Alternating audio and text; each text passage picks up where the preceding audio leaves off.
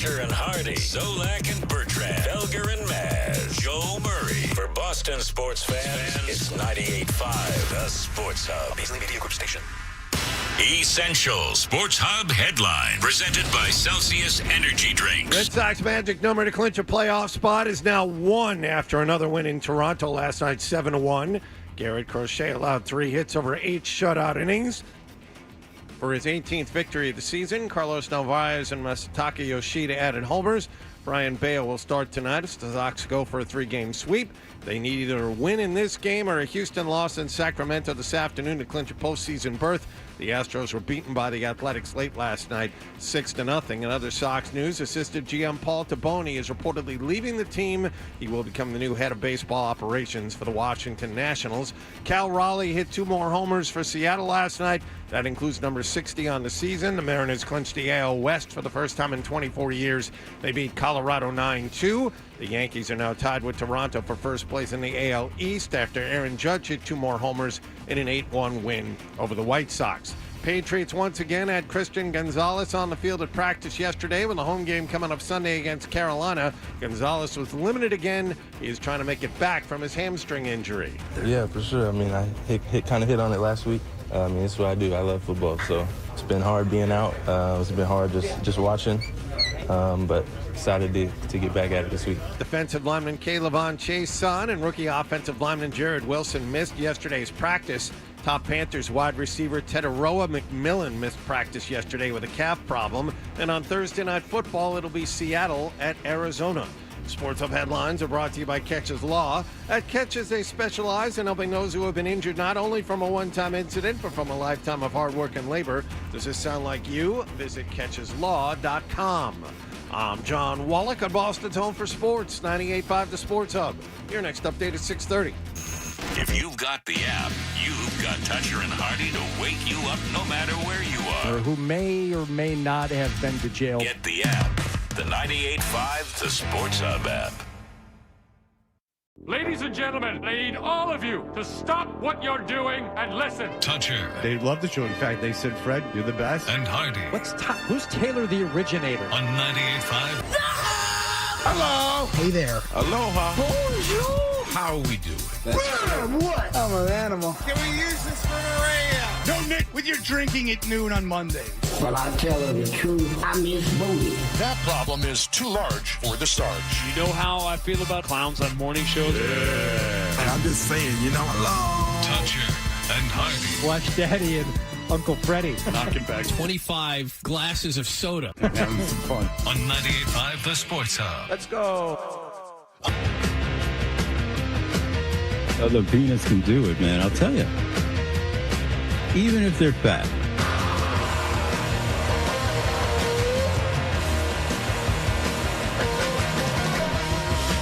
Hey, good morning, everybody. Good morning. We are Toucher and Hardy, Town Fair Tire Studios, 617-779-0985. You can watch us on YouTube. Subscribe to 98.5 The Sports Hub on YouTube. You can go ahead and get that. We got Fluto Jinzao in today, Dave Richard, and Phil Perry. Lots of guests. But why? Because there's more Jordan Hudson news as her and Bill Belichick have taken the cover of a national magazine. It's very exciting. So, that's right. That's right. Maybe you're the one that's weird. He loves every... why can't I think of his name? I'm a robot. No, you're a real man, but I don't know. I can't remember. Al Cole is here. Al Cole. All right, Al Cole. I don't know why I couldn't think of that. It's very early. It feels very, very early. I hope everyone had a wonderful day. I did, Hardy. I got shoes yesterday for my big time suit. So you have your event tonight.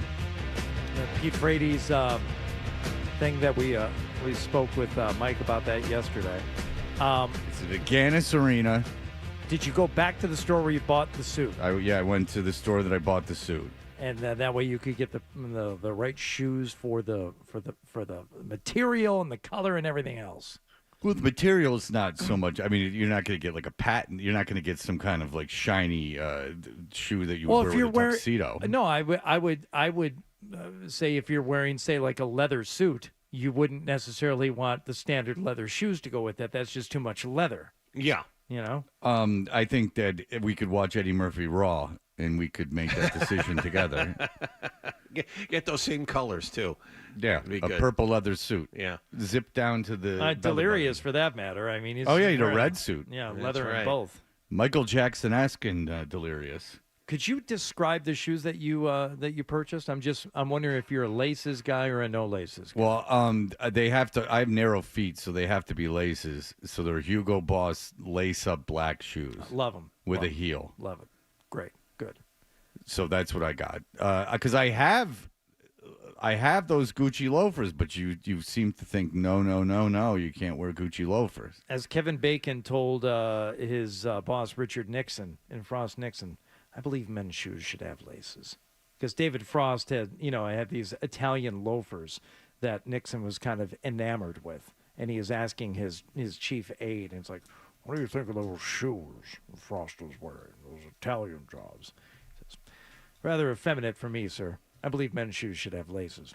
Well, Nixon was... I'm quite sure you're right. Was a bastion of fashion and suave debonair. Mm-hmm. I mean, that's why he lost to Kennedy, is because he was he was almost too good on TV.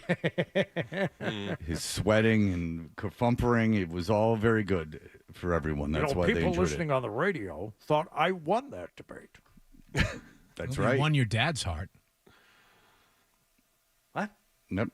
Oh, that's Yeah. right. Fred Toucher's father. Ah. Big Nixon fan. Oh, yeah. My dad, even though my dad was, what would he be, 18 when Nixon ran against Kennedy, he voted for Nixon. That's tremendous. Yeah. He was a big Nixon guy. Just always like... Not a big Lower East Side guy, though.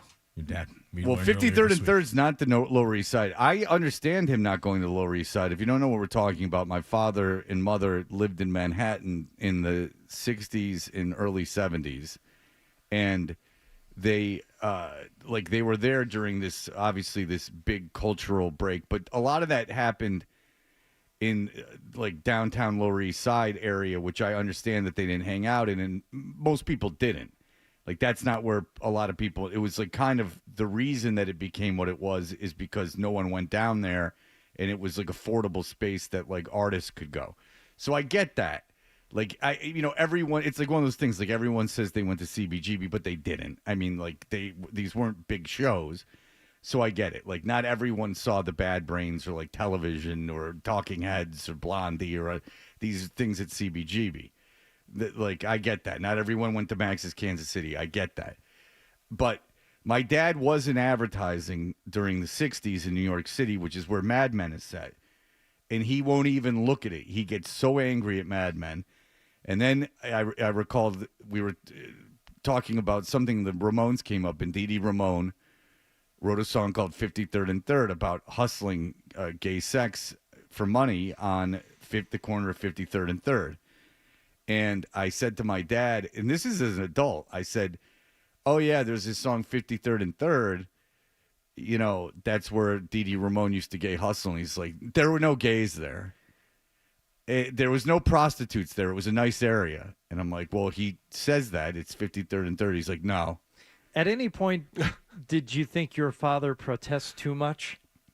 I could assure you, and with every fiber of my soul, that I would bet my father had sex once, and that was to create me more than he had gay sex. It's not just that he disagrees with you; it's how dismissive he is of. Well, there's nothing your argument. There's nothing. There's no argument though there, and there's no argument with Mad Men. I'm not making the argument. Right. There's no argument. I'm just saying 53rd and 3rd. Dee Dee Ramone used to hustle on 53rd and 3rd. That's the story. He doesn't know who Dee Dee Ramone is. But that's my he point. Doesn't. He didn't like live on the corner of 53rd and 3rd. He wasn't like part of the street culture. Right. Nothing to do with nothing. But this speaks volumes about a person. Does your father enjoy music of any kind? No. Oh, therein lies a big problem. Yeah. There must be a song or a tape or an album that he owned. There must be something. No. They had my mom had albums that they never took out. My mom had tapes, but they weren't in the car. That's hard to do. She had Leo Sayer, Jimmy Buffett's Greatest Hits, and Grease, but those were in a drawer next to their bed. Like they weren't like in the car. They listened to news radio in the car. Did you have a stereo in the living room or family room? No. Oh my no. God. I had one in my room, Wow. and so my mom had, because my parents every time they move, they take everything that's ever been anywhere, and she had this big collection of not big. She had a collection of records, and there's obviously the Beatles, but then there was like the Cowsills. Oh yeah. Like there was a bunch of crap. There was like a Beach Boy album, like Greatest Hits or something. Like no, they didn't really listen to music. My mom is a little bit more, a little tiny. My mom grew up though in like garbagey Long Island, like when it was farms. So she wasn't like around. But when they were in New York City, my mom worked in publishing. I don't know. It doesn't seem like they did much cool stuff, but like whatever. But it is my dad's insistence, like, and I think that goes with kind of like the Nixon thing, like this cognitive dissonance, like that anything's happening in the country, that you're kind of just like, I think it's his father was not very nice to him, and there's like a lot of that going on, and I just think that it made him a very literal kind of guy. Okay. Like his friends cannot believe that I'm his kid. Like that's a big joke, always has been his entire life. It's like a big, people are fascinated and they always want to meet me because they can't believe, and they don't know me or I've ever heard me, but they know I'm on the radio. And then they know I don't do a political show. So they're like, what the hell does your kid do on the radio? And my dad's like, oh, like, he tells jokes and stuff. And they're like, no. And then so they meet me and they like want to meet me. Like he first moved to Tennessee, like for the first 5 years, you can ask my ex-wife, there'd be like a crowd of people to meet me. Like they like want to see the freak like come in, like, cause they couldn't believe it was my father's kid. Oh. Yeah. And my dad, was proud. I didn't ask him for money or anything. He was proud. He likes that I'm in radio. He really does. I mean, he's very proud of me, but the differences between us are very, very, very striking is the word. Striking. Like I don't have any of, like, our brains do not work the same. Like he has gifts that I do not possess, and I have gifts that he does not possess. And there's not a, like, I'll give you an example. Like, and there's a good side to it too. Like I swear on everything, I never heard my parents say one racist thing or one bad thing about any other religion or one bad thing about gay people. Like, because you'll go like, oh, well, your dad was like into Nixon. Like, there's this whole thing that you must have been this like massive homophobe and like all this stuff. Like his 53rd and 3rd thing wasn't gay people are bad. Yeah. He like really doesn't care.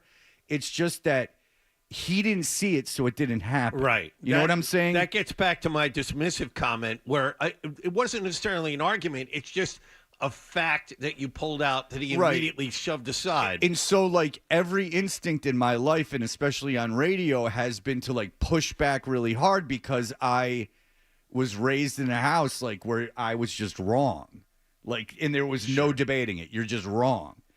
So now it's taken like decades for me to kind of go, it's fine to be wrong, like, and you don't have to argue every point.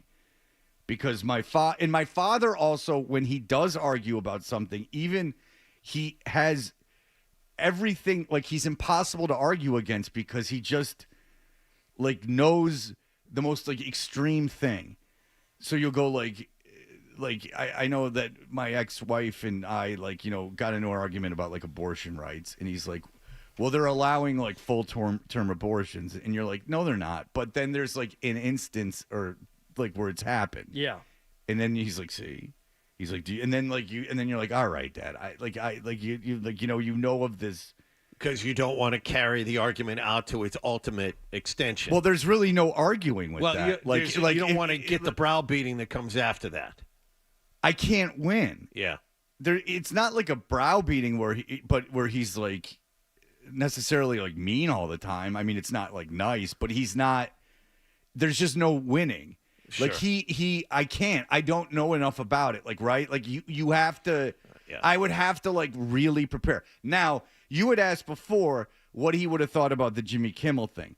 And now I haven't talked to him about it because I really don't care what he thinks about it. I don't need to talk to him about politics, which I don't think really, I think that's something really that people just have to get used to, is that there are people, your life is not your politics. Like you have to, this is like, sounds so stupid, but it really is true. And it's a very simple thing, is that like, you can have like these these political views, but then when you leave the house, you're part of a greater community or a smaller community, right? Like there has to be like you that cannot be your identifying factor in life. I'm very big on this. So I don't need to argue with my father about politics because it ultimately doesn't matter. I love my father. I think he's a good man. His politics are of no concern to me. They really aren't. And ultimately, no one's mind is going to be changed. Well, and why do I have to change his mind? I don't need to change my father's mind. My father's mind doesn't need to be changed. He's not a bad man. He just has. I don't even know why he thinks the way he does. He just has always been very conservative, which is fine. I mean, like very and it never bothered me until like things. But I do think with the Kimmel FCC thing, I do think my father would listen to me then, because I know my place because of my father, and I know my father, if I wanted to talk to him about it, would be like, oh yeah, you would, like, he would concede that I know that issue, that he would concede that issue. But this is the same man where we walked into 99X when I first got a job there, and my friend was on the air and he was talking up a record. And I said, see, he's talking. And my dad said, shut up. Because, I didn't know that. I didn't know the mic was on. Like, right? Like, you can't talk in the background 10 feet away from the guy in the microphone. So my father, but my dad even laughed at that at the time. Because I'm like, Dad, you realize I work here. And he's like, and he started laughing. He's like, okay. There you go. So that is, I think in terms of radio, my father would be on my side. Remember when I got in the Tebow problems and I was like getting killed by conservative news because the equivalency was Don Imus had just got in trouble for the Syracuse women's basketball comments or whatever. Yeah. Who remembers? Yeah. And whatever he said about black women. And so when I made fun of Tebow, no one was really upset about it. What they were upset about was this equivalency. Like, well, if Imus can't do that, why can he do that? So I was getting killed on like Fox News and stuff. And my father did think that was dumb. Like my father was like, this is dumb. Like these guys are idiots. And you didn't say anything wrong. This is really stupid. Like, so it's not like in my professional life or in like my family life or like as a parent, my dad's not like I'm mischaracter. It's funny the way he is about like issues, right? It's just, he's not that way about like me being a parent or about my job. Like he knows he will concede I know more about radio than he did. And he'd probably concede I'm a better parent than he was. In fact, he said that to me. So, like, I mean, he's not like a monster or anything. I just think it's more. In fact, I wouldn't talk about him if I thought he was. I just think it's funny the way he is about, if you bring something up, he said, no. Like, okay, all right. Because that doesn't involve me. Like, if it involved me, he'd be on my side. He would be on my side. And that's why, I think that's why when people email me about FCC or free speech stuff, I get so aggravated. Because I know I don't know anything. I've grown up knowing I don't know anything about anything. But even my father would concede I know about this issue. Because it's my job. Like, it's my job. Like, the one thing I would know about is that. Because it's a factor in my entire life. It's my entire professional life. The FCC has been a factor. Now, it ebbs and flows. But, I mean, after that Janet Jackson thing, it was a huge deal. That made a little more sense because it was like you could see the argument about like maybe kids like you were being naughty, right? Like you were being like dirty and like trying to skirt the line of being dirty. Now, do I think that the government has a right to like limit that speech? No, but at least it's not stuff you would say in front of your grandmother, you know? Like there was that like little thing. Talking about the government is not that thing. At least the religious people, like it was easy to see what they were doing. They were like, I'm uncomfortable with sex and da-da-da-da. And at least that was like, okay, I see. Like, we're being bad, right? You know what I'm saying? Like we're being naughty. We all knew it. We all knew we were being dirty. Just didn't think the FCC should get involved. Correct. And the goalpost like moved and changed all of a sudden. That was the most troubling thing about the Janet Jackson fallout, was that the program directors and station managers said, "Oh, if licenses are in jeopardy, we have to change everything all at once." And records that had been played on the air for at that point 20 years suddenly had to be edited, and they had never been edited before. And that's a part of American culture that if you don't work in entertainment industry on a daily basis, these moving goalposts are just the country reacts very, very, very severely when something happens, and then there's a period of like, and then it ultimately shifts again. Like it went religious right to, I've talked about this before. It went religious right to the far left, and now it's the weird FCC stuff. Like it ebbs and flows. None of it's good. In fact, I mean, the religious stuff kind of, in theory, was what just a more hardcore what had always been there, right? Mm-hmm. Like there's always been this, like, you don't cross this sexual line, and crossing it was kind of fun. That one, at least you knew what was going on, a little bit. Then with the advent of the internet, things got a little weird because the rules changed at such a like you couldn't talk about stuff like all of a sudden that you could have talked. Like the rules were consistently changing, and there was no Adam. Rules changed, but some of the rules have been in place for a long time. They were just never enforced. It's why are you enforcing this now? You know what? Why is that? What I'm saying is though that there was no room for like legitimate ignorance, right? Like you can, in ignorance, not in a bad way. Like I don't know. Like you could say something about something you've never thought of before because it's been presented to you, and you say the wrong thing or you don't use the right term. I mean, Adam and I have talked about this before. He agrees. Like, and there was like no, like, wait a second. Like, I didn't know. It was like, and then you're like, oh my God. Like, I didn't know. Like, I didn't know what I do. Like, you could legitimately not know you did something wrong and get in trouble. Just certain words or phrases that you thought were okay to say, and it turns out, and also it changes in the market too. Now it's much more national and global now, but if you like when I bounced from Michigan down to New Mexico, there were things you could say in one place and not the other, and vice versa, because it was that's like the true definition of a community standard. Well, the best was coming from Atlanta that was 60% black to Boston that is like 1% black, and Atlanta you could say anything about race, like no one cared, like not because it was the South, because in Atlanta, according to like studies, is the most black friendly city in the country. And like race was like on the table, like you could joke around about it and stuff. And when you got to Boston, you certainly could not. Boy, they sat you in meetings like right away, like you can't joke about race. And you would think, well, I was just on the air in Atlanta where the majority of the market is black, not minority, black.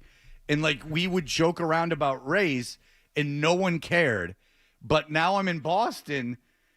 But Boston has been labeled as this racist city, so you can't say anything. So those were like interesting things.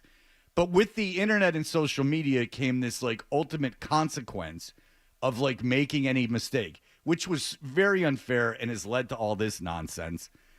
And hopefully, but I do believe that I bet you 80% of the country are pretty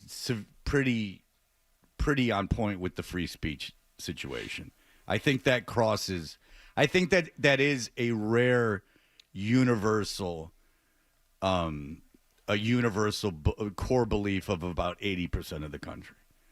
I'd like to believe that's true. I think it is. I really do. I really think it is. I hope you're right. Well, Candace Owens, Ben Shapiro, and Tucker Carlson, and Ted Cruz, as Jimmy Kimmel said, all were against government censorship. I was very surprised at that, and I like the 80% figure, but there's something nagging in the back of my mind. I'm not surprised by it because it's not hard to have a core set of beliefs and have them not be dictated by whatever the leader of your political group is saying. It's not hard to go, I believe these three things to be true regardless. And one of them is the First Amendment. And just be an absolutist on that. And regardless of who's poking the finger, not shifting based on who's in power. But people's beliefs have been bent by this administration. No. People's beliefs have been bent in their own heads. I do believe that the freedom of speech is something that is I think people will find 80% of the country is pretty on point with that. Now, there might be confusion about what the FCC and how that's different than the cancel culture. There might be some confusion on that, but there might be a lot of willful ignorance around that from people in media, not wanting to say what they know. But I think it can be explained in a paragraph, a 3-sentence paragraph that someone would go, oh, okay. All right. We will break. We will be back with what happened last night.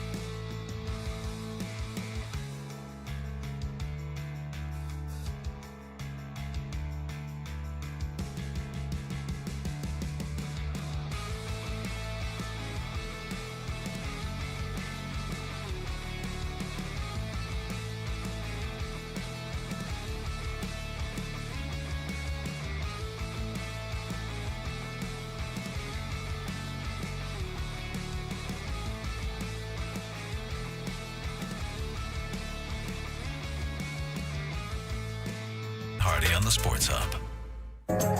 Did you catch a game last night?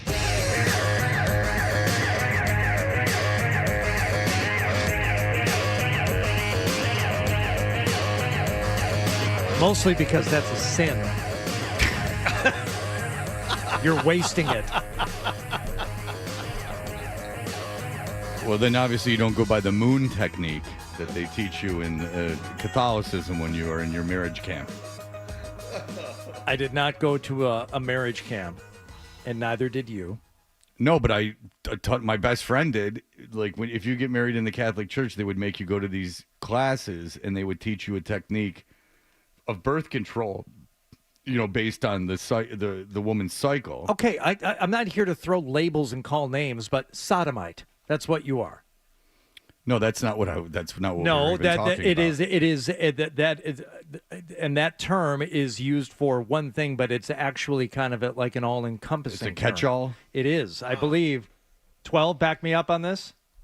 You are correct. Thank you. Okay. It doesn't mean just that one thing. So sodomite is any sexual act that is not a biblical sense. Yes, in the Old Testament, the sodomites from Sodom. Non-procreative sexual acts. Yes. Well, what about if then? What if you don't? What if you are removed? What if you wear a rubber then?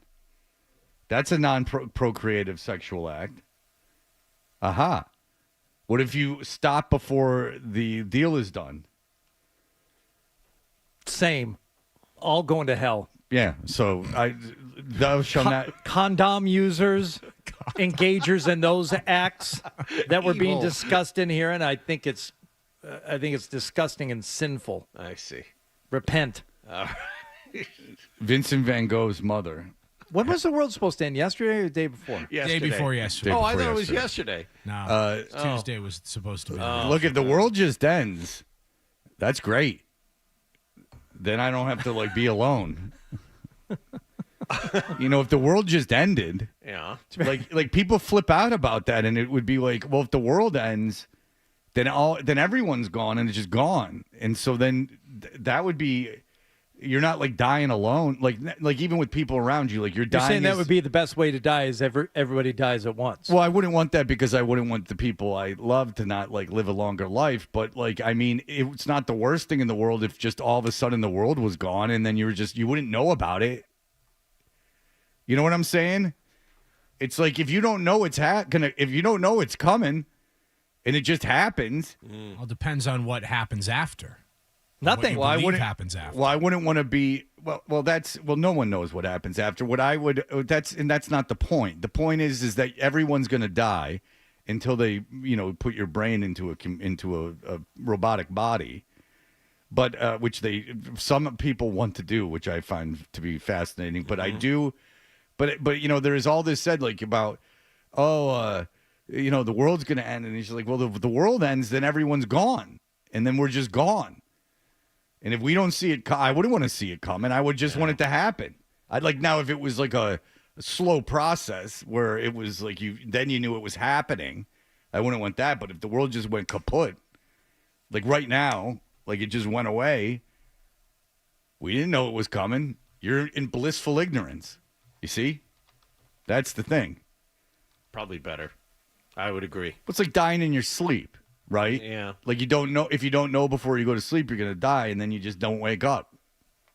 You that's know the asteroid's coming. Right. The asteroid's going to reach. And if the zero asteroid barrier. just blows the Earth up and we all instantly die, that doesn't sound like the worst thing in the world. So they're called doom cults, but I don't. Yeah. I mean, if that's going to happen, if that's the way the universe is, and that's the way that this tiny speck of the universe is going to meet its demise. Who am I to say that that's not what should happen? Yeah, the interstellar way would be worse to go, right? Where you see crops slowly die off. And I don't want that. No. Astronauts into outer space to find different worlds. No, I don't want that. I'm also researching something here for you, Fred. If sheepskin condoms might keep you out of eternal damnation, but I don't think that works either. So. Because they're made of the skin of sheep. It just seemed there's something that popped into my head that maybe that would be okay, but I don't think that's okay either. What if you just put a hole in a sheet? Now that is something that maybe you did explore at one time. No. was that any part of pre-marriage counseling? No. I was married to a Jewish girl and have slept with many of them. Okay. But there was never a sheet involved. I think that might be an old wives' tale. I don't think that's. I know it was something on that's an in episode practice. of Curb, but I don't know anything about it beyond that. It's basically it's just something that something I've never in my I've researched it and I can't find anything that really pinpoints that to like a group of people doing. Like that might just have been something one time someone just liked it. Yeah. Because it was like milking. Like a milking table. If you ever watched Dave. What Happened Last Night is brought to you by Leonard Hair Transplant Associates, where your hair doesn't have to be a game of what happened. So change your lettuce and change your life with Dr. Matthew Lepresti at 1-800-GET-HAIR. Yes.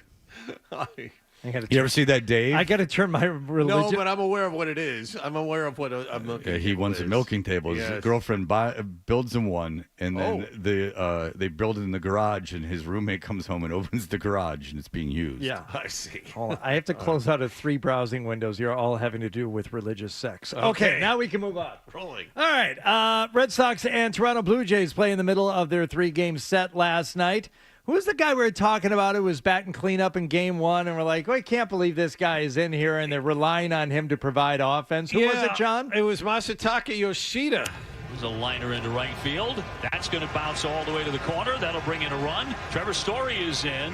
Bregman into third and into second. The red-hot Masataka Yoshida. Red hot, Wallach. Yeah. Why don't you take that? The 260 batting average and 2 home runs heading into last night. Yeah, well, he's... I call him habanero. Because he's hot? It's red hot. Okay. Very good. He wasn't the only one. Let's make it happen, guys. He wasn't the only one providing early offense. Let's call him on the Hobbs. For the Let's call him Hobbs. For the visiting 9 last night. Or you like Niero? Another one. That's going to be looped into left field for a base hit. Bregman is in to score. Here comes That threw me Massa. for a loop. Throw to That Lupa. Okay. Bring him on in. plate will be Bring cut. him home. And the Red Sox are on top 3-0. Count them all. Let them be. It's not a home run. It was just, No, count them. There's an RBI single. Yeah. That's a ribby. Chuck one up for the good guys. You want a home run? Swinging a high fly ball right center field deep. Varsho's back, turning. That ball's out of here. Carlos Narvaez It's like an early Black Flag show, boss show. Season, a 3-run shot, and the Sox take a 7-0 lead. The Boston It's like Cal an Raleigh open right mic there. night on a Tuesday, boss show. Red Sox answer to the slugger out west, Cal Raleigh, providing the 3-run homer that would make it 7-0 Boston last night. You okay? No. Okay. What about your starting pitcher last night, Garrett Crochet? Was he doing all right? And that's in there for strike 3. Straw with a debate on that, but he gets him 1, 2, 3 in the 8th. I had a debate with the Straw. This milkshake's too thick. Should I discard you in favor of a spoon? I'm engaging in a debate. That's very Mitch Hedberg-like. Garrett Crochet. That tickled his fancy right there. He can act like he doesn't like this. He's having the time of his life over there. Garrett Crochet, 8 innings last night, 3 hits, no runs. Absolutely did what he needed to do. Yeah, it's exciting to start a game that way. Got a really good arm on the other side. To have that kind of cushion early, it was, just attack the zone and stay ahead and be as efficient as possible. That's like Maggie O'Brien. One of my first loves. She had a lot of cushion earlier. And I grew to love it. She had a big fan, eh?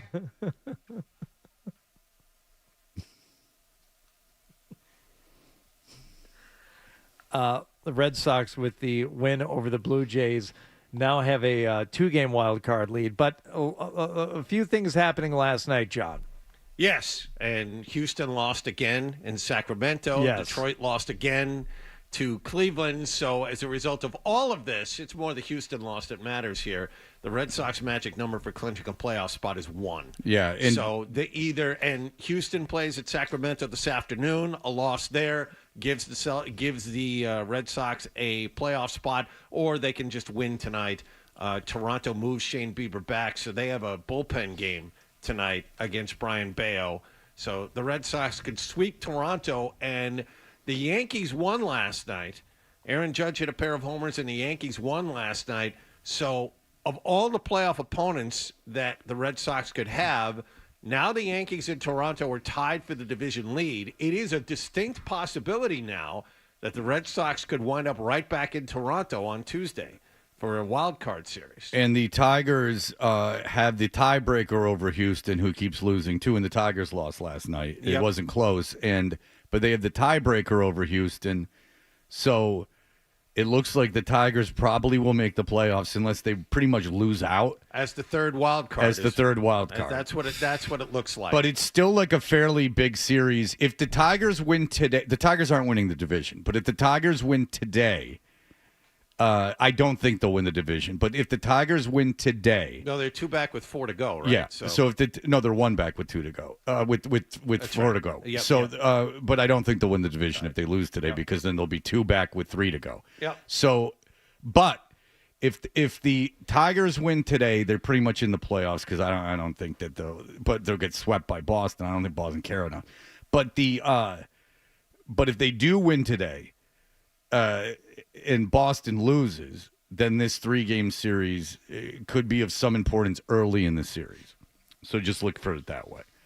Or maybe if Houston and Detroit win, I know we have to break Adam, but if Houston and Detroit win, anyway, at least a couple games of that series should be of some importance. How about the Red Sox actually getting in? I didn't see this coming. I didn't see 2 wins over Toronto back-to-back. I never doubted it.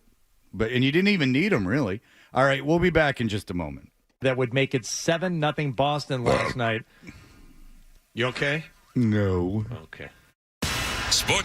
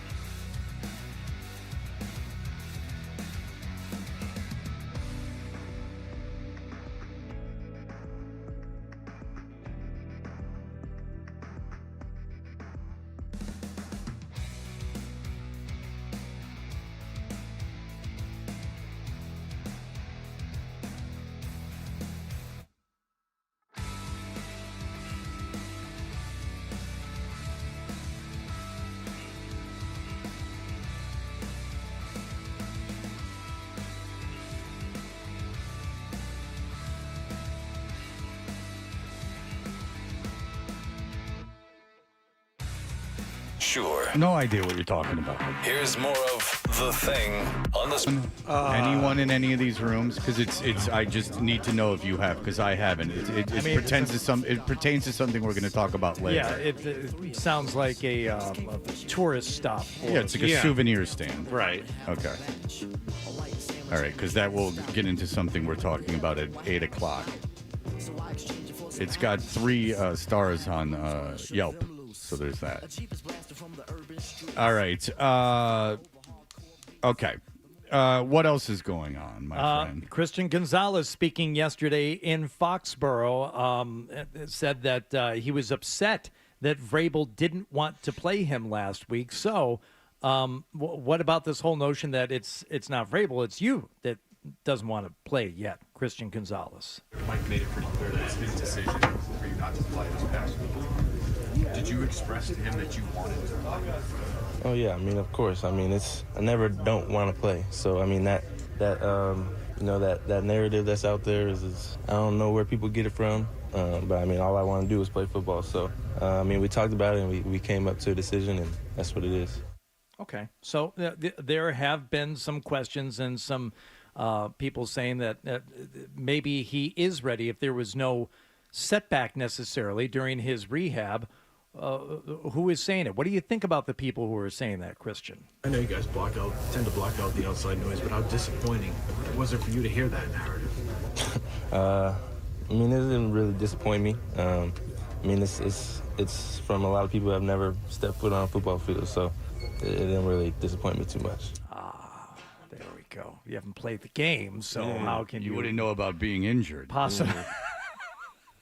You wouldn't know about physical pain. How could you even have an opinion on pain and doing something even though it might hurt? See, I've thought about, if you're like a coach or a player and people are analyzing film and they're analyzing it incorrectly, how that could be very frustrating. Like, because you're just like, oh my God, they don't know what they're talking about and they're blasting me for something that's just wrong. Like a hamstring injury, that's something that can happen to humans and animals.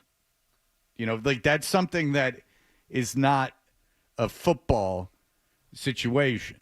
Like you see, there are instances where that would kind of make sense. Like, yeah. If you could get inside the brain of a dog would have a valid opinion on what it's like to run on a hurt hamstring. Yeah. This is the wrong thing to focus on. But maybe this will be the new, the thing for athletes now is they'll be like they never, because of this, Ryan Clark has led the charge for they've never played the game. Yeah. And he did play the game at Lincoln Sudbury, so there. Bert was on the Lincoln, and he's basically he's paying kids all over the place at Ohio State. He's very involved in that program. Very involved in the college football. He's boots on the ground at Ohio State, and they're #1 in the country. All right, so finally, how do you feel, Christian? How was that week of practice, and how does your hamstring feel now? I'm good. I mean, I'm excited to get back outside, get back on the field, and get to it. Yeah. Okay. Does he play Sunday against Carolina? I don't know. Vrabel? Can a player protect themselves, right? Can they go out there in this game and protect themselves? I guess it's a violent game, right? Can they protect themselves? Can they do their job to the standard that we have set for them and they've set for themselves, and can they make it worse? So those are the 3 things that I would probably use. Just sit around talking about it more. Wring your hands some more. It doesn't sound like he's thrilled. He's your best player. If you don't want to be 1-4, then I don't know. I can't believe he didn't play last week. I'll be shocked to a degree I can't even fathom right now if he doesn't play this week. Yeah, I think he's going to play too. Or you don't want to be 1-3, I should say. It's just you can't. Vrabel was quoted, you didn't play it there, but Vrabel was quoted, said the plan is to ramp up Christian Gonzalez to play this weekend. If it is at all possible, it sounds like this is the weekend they targeted, and this is the time. If he's going to play, this is it. And protecting yourself doesn't sound like something a coach that's very happy is saying. That doesn't sound like something that Vrabel would say in his career. I'm out there protecting myself. Yeah. Especially, I'm sorry, but especially with and I think Bert mentioned this when he was in here last week, especially with the soft tissue injury. That's like he has very little patience for that. And I don't know how you can protect a soft tissue injury because it's running. It's not contact. It's not like protecting your shoulder. You know what I did yesterday? I realized because I have the NFL package on YouTube, I can watch the condensed games. Ooh, hey. And I watched the Patriots condensed game. You watched a Patriots game. How long did it take you? It was a half an hour. It's a half an hour. Nice. And because it's just every play. Yep. But they do show the refs giving the calls, which I appreciate. Okay. Because I couldn't have gotten through without just like a scroll saying there was holding. I like that they have to show the official. So now you don't necessarily have to watch a Patriots game. You can watch the Jets at the same time and then just go back. I'd watched the Patriots game on Sunday. I had, but I went and I thought, you know what? Now that it's condensed, I can focus on little things. Mm-hmm. Well, I suppose you could. I watched the all 22. I'm lost during the week. Yeah, and I just, that's how. And that's I have to make my charts off of that. Sure. I can't do it on a condensed network feed like you're doing, which is cute. And I'm glad you're doing it. Well, that's why you're here, though, because I don't want to step on your toes. You're the analyst. Thank you. You're the X's and O's guy. Exactly. I'm just here to tell you, yeah. Oh, I liked it when they did the crowd shot. Okay, that's nice. I'll tell you, seeing that Stevenson first fumble again, for just with fresh eyes. No, it doesn't get any better. Well, I don't know how he fumbled that ball. Because the guy wiped his hand across it. When you say he wiped his hand across it, that's literally what he did. He wiped his hand across the ball. I wasn't being hyperbolic when I said it. He grazed the football with his hand. Ah! Hey, I was holding that. He's got a real problem. Yeah. The second effort at the goal line is sloppy, but you know what he was trying to do. If you have the ball in your arm and then someone just comes by and they're praising this Steelers player, because I guess this was his first start, and they made a move to improve the run, and they're praising the Steelers player. He didn't tackle him. He just happened to be running by him and went, "Yah!" Yeah, and afterwards, Mike Tomlin, that was our emphasis, to strip the ball away from Rhamondre Stevenson. He was praising his player for doing that, when in reality you look back at it, and no, there wasn't anything like that. No, Stevenson was on his way into the secondary. That was a horrendous fumble. Got very lucky. The fumble at the goal line was having the presence of mind of it not being fourth down, and you don't need the touchdown there. You're leaving the ball. You're being careless with the ball. Fourth down, I get it. If you don't score, they get the ball anyway. But you got to know what down it is and where you are, and you don't need that touchdown on that play. You can't play him this weekend. No. I was going back to what we were talking about this week. Andrew Callahan. All right, we got a break, but yeah, I agree with you. You can't play him. We'll be right back in just a moment. Toucher and Hardy.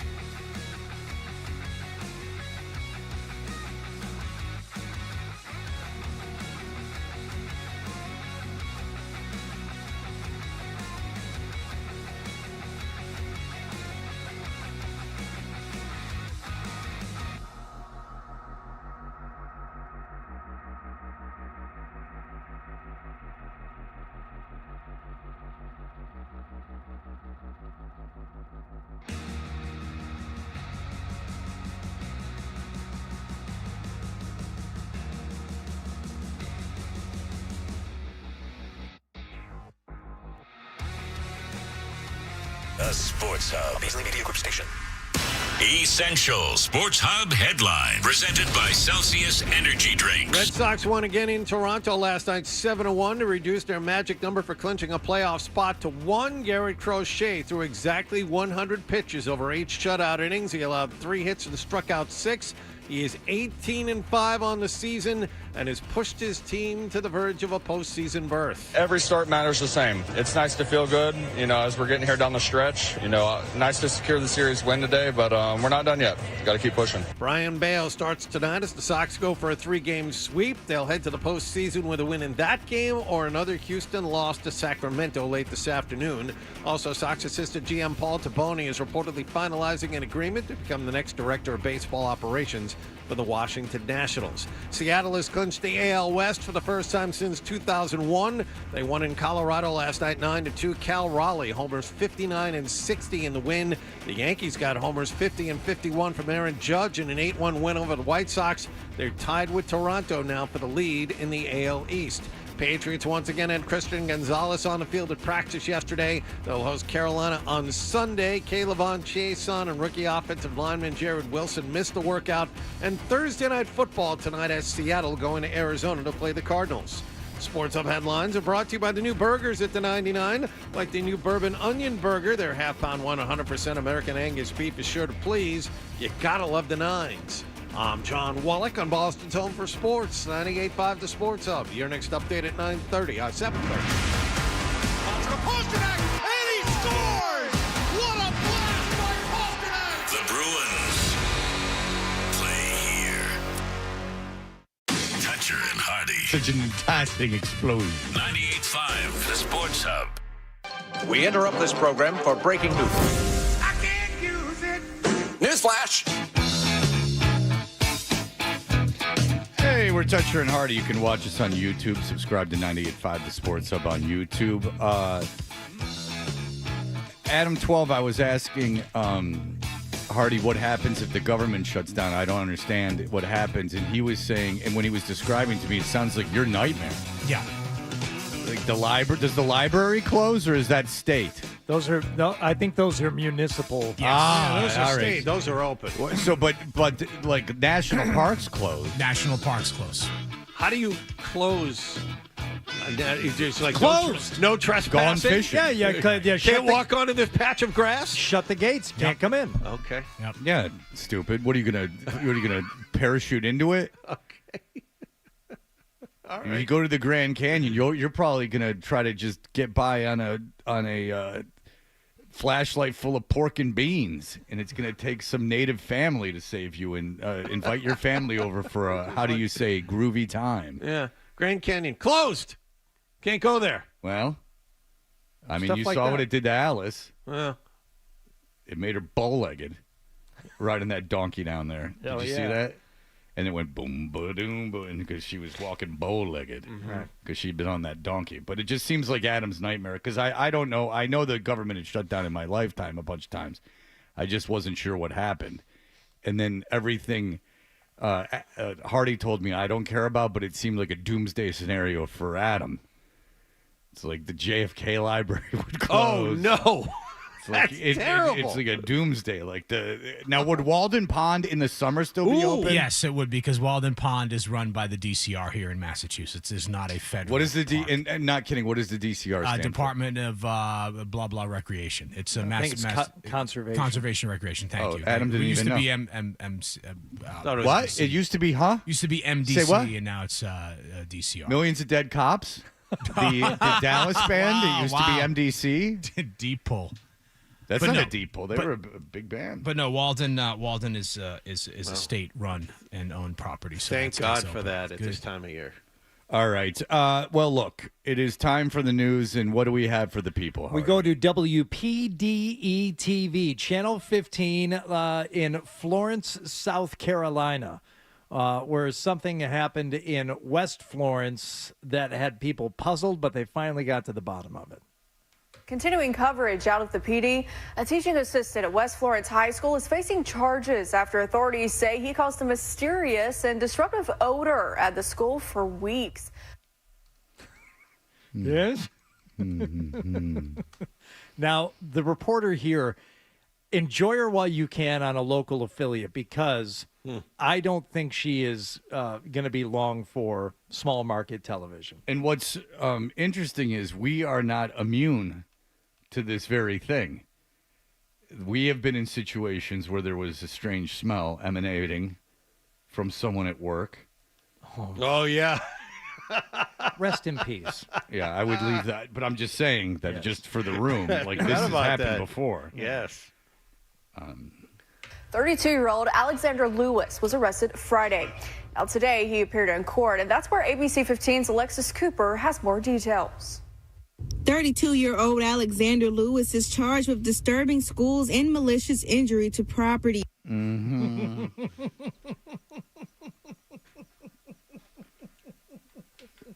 I know her address. It's 227. It's Jack K vibes. Am I wrong or am I right? She's very cool. I'm getting Jack K vibes. Hello, Sally. What was it? She would say something to a man. What was her catchphrase? Ooh, a man. I never watched 227, but I used to play with myself to it. I have the promo ingrained in my memory. 227 is a comedy with Marla Gibbs and her family. Yeah. In a pinch, Jack Hay would do just fine. Okay. 32-year-old Alexander Lewis is charged with disturbing schools and malicious injury to property. Deputies say Lewis, a teaching assistant at West Florence High School, used a spray he bought online to mimic the smell of feces.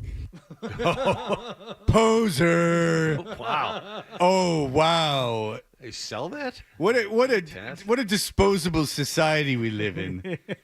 Oh, a spray to mimic it. Whatevs. This is what we were warned about in Fight Club. You've just become a consumer. You know, you can make this yourself. You know how many times I've been called into a room by some excited people, and then I've said, artificial, next. You've called me down, and I had my hazmat suit and everything, and nothing. But Catch Me If You Can is based on my life story. They brought me in to help consult on matters such as these. Would you like to go review my former cases against the Whammo Company? This duty is fake. Excuse me. I sold a bill of goods. I thought this was a pile of vomit. It is nothing but rubber and dye. Investigators believe he sprayed it multiple times between August 25th and September 19th, disrupting classes, triggering health issues. What kind of can was she talking into with the string? She's not even using an iPhone. No. This is a more rudimentary recording device. Like when Nick goes out and gets audio, it's not hard. You have it on your phones too. It's just you hit a microphone button we used to have to use mini disc and stuff, but now since iPhones, they have a really good quality mic. Yeah, that's all you need. It's like what we use it for the Bruins sometimes. Like when I would interview the Bruins, and it sounded great. I don't know what she's talking into. This is garbage. What market is this? I mean, it's Florence, South Carolina. Yeah. Want to guess what part of the state Florence, South Carolina's in? I bet you they're owned by Sinclair Broadcasting. They are. Yeah, they are probably. Yeah, this is what they want on. This is what is serving the public good. Is the fake crap story from? Thank God this guy was fired too, because he seems like a real prankster.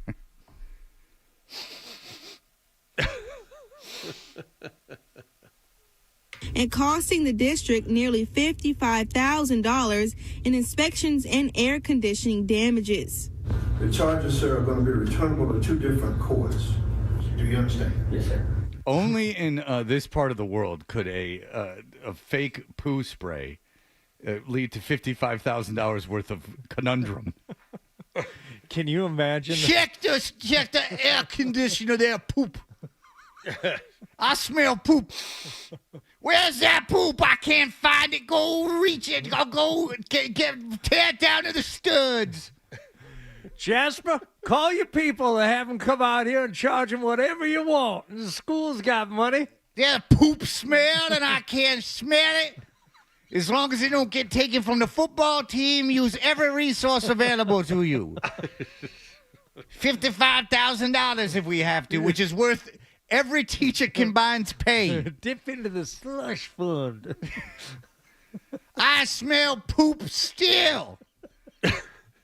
Oh, Jasper, pay someone get to come your people back out here. You no-count son of a bitch. I still smell.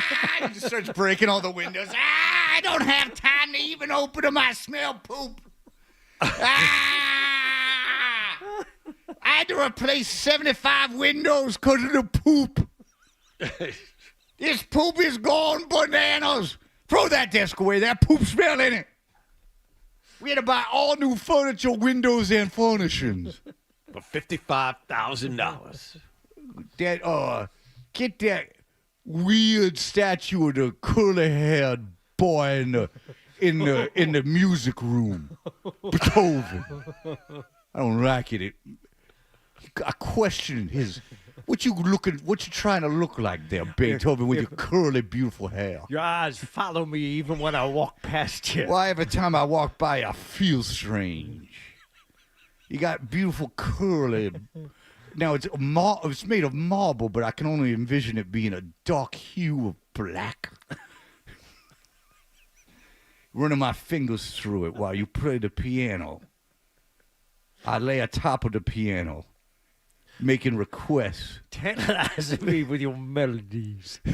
Letting the vibration of the strings get into my groin, and I feel the music that you're playing. Beethoven.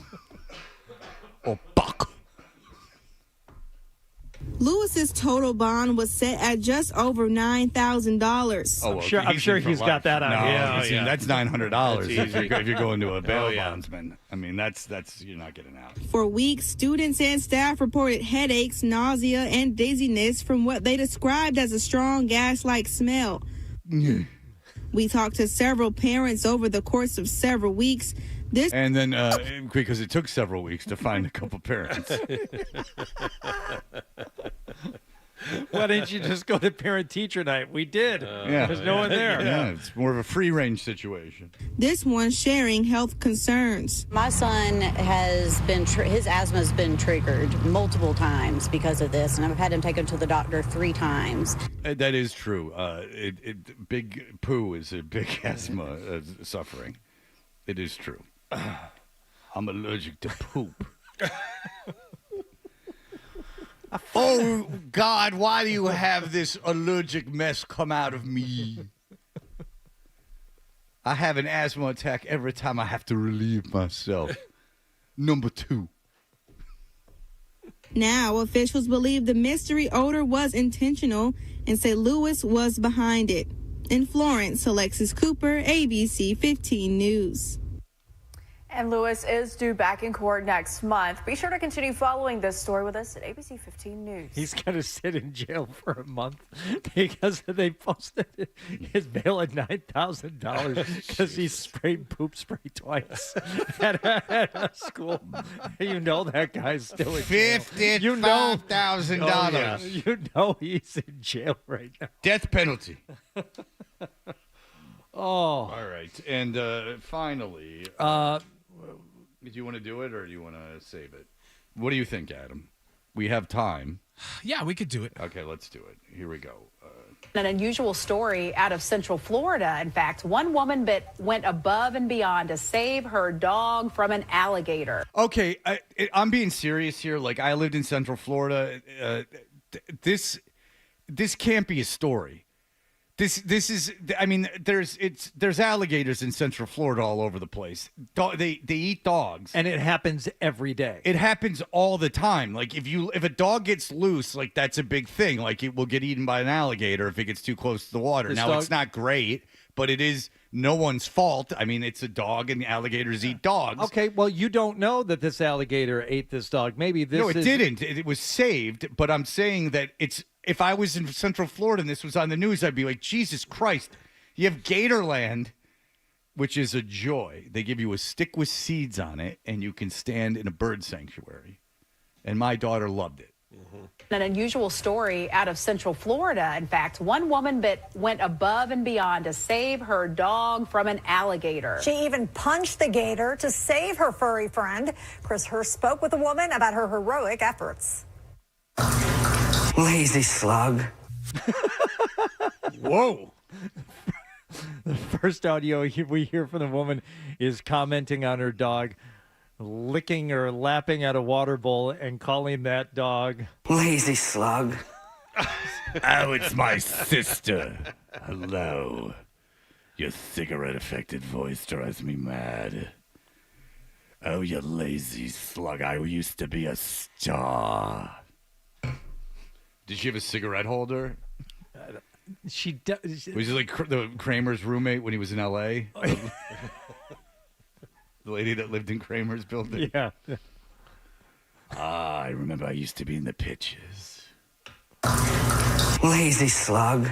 4-month-old Dax probably has no idea his owner, Danny Wright, But anyone would do it. saved his life last week.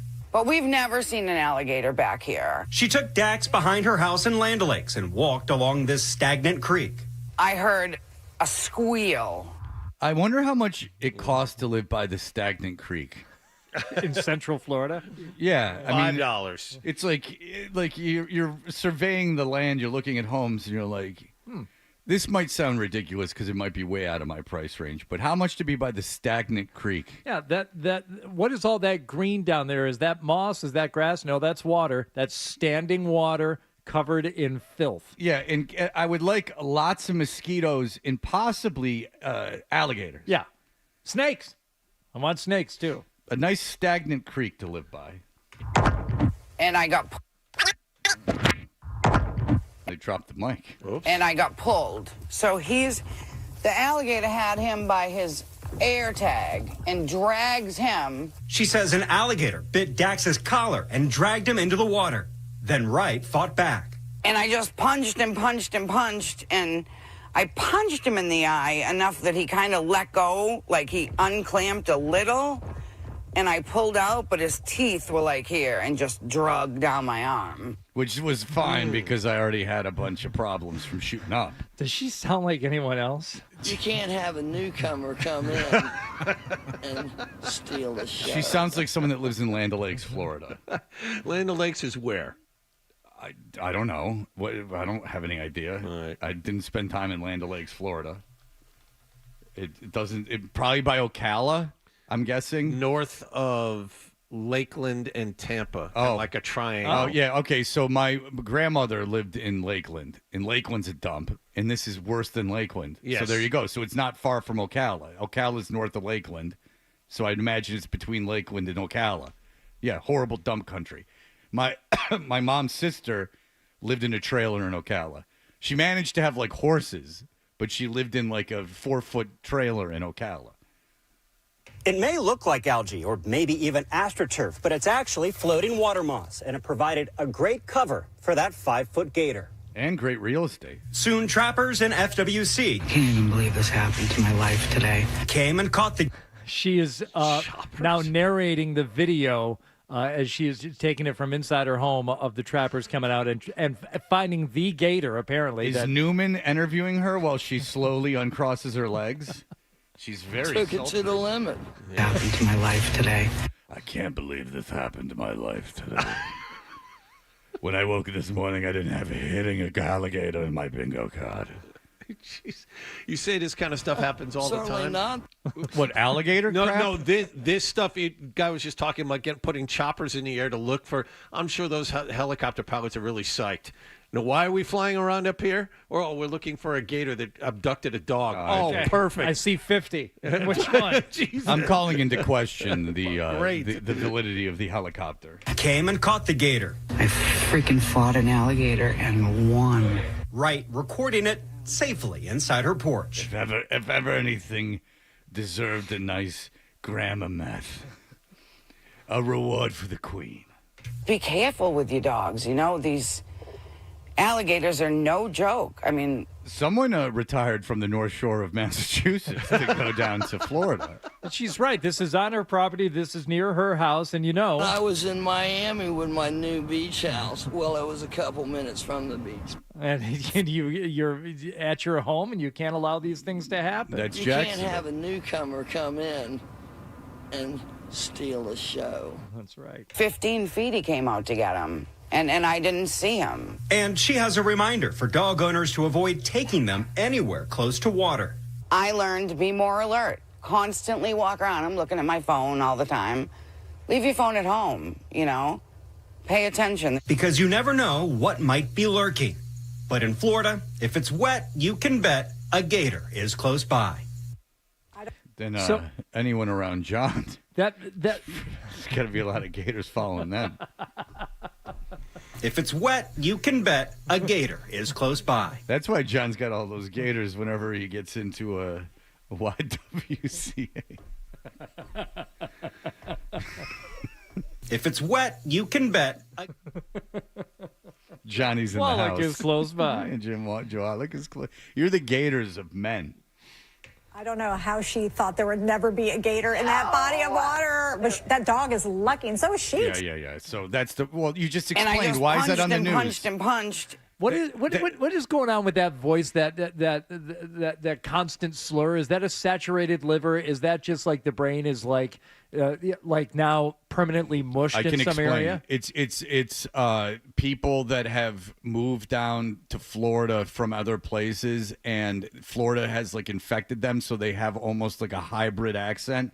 It's like they still are holding on to a little bit of a northern accent, but there's that slow, idiotic Central Florida thing going on. Lazy slug. Lazy slug. All right, when we come back, Fluto Shinzawa will join us as the Bruins have gotten going. We will talk to him. Stay.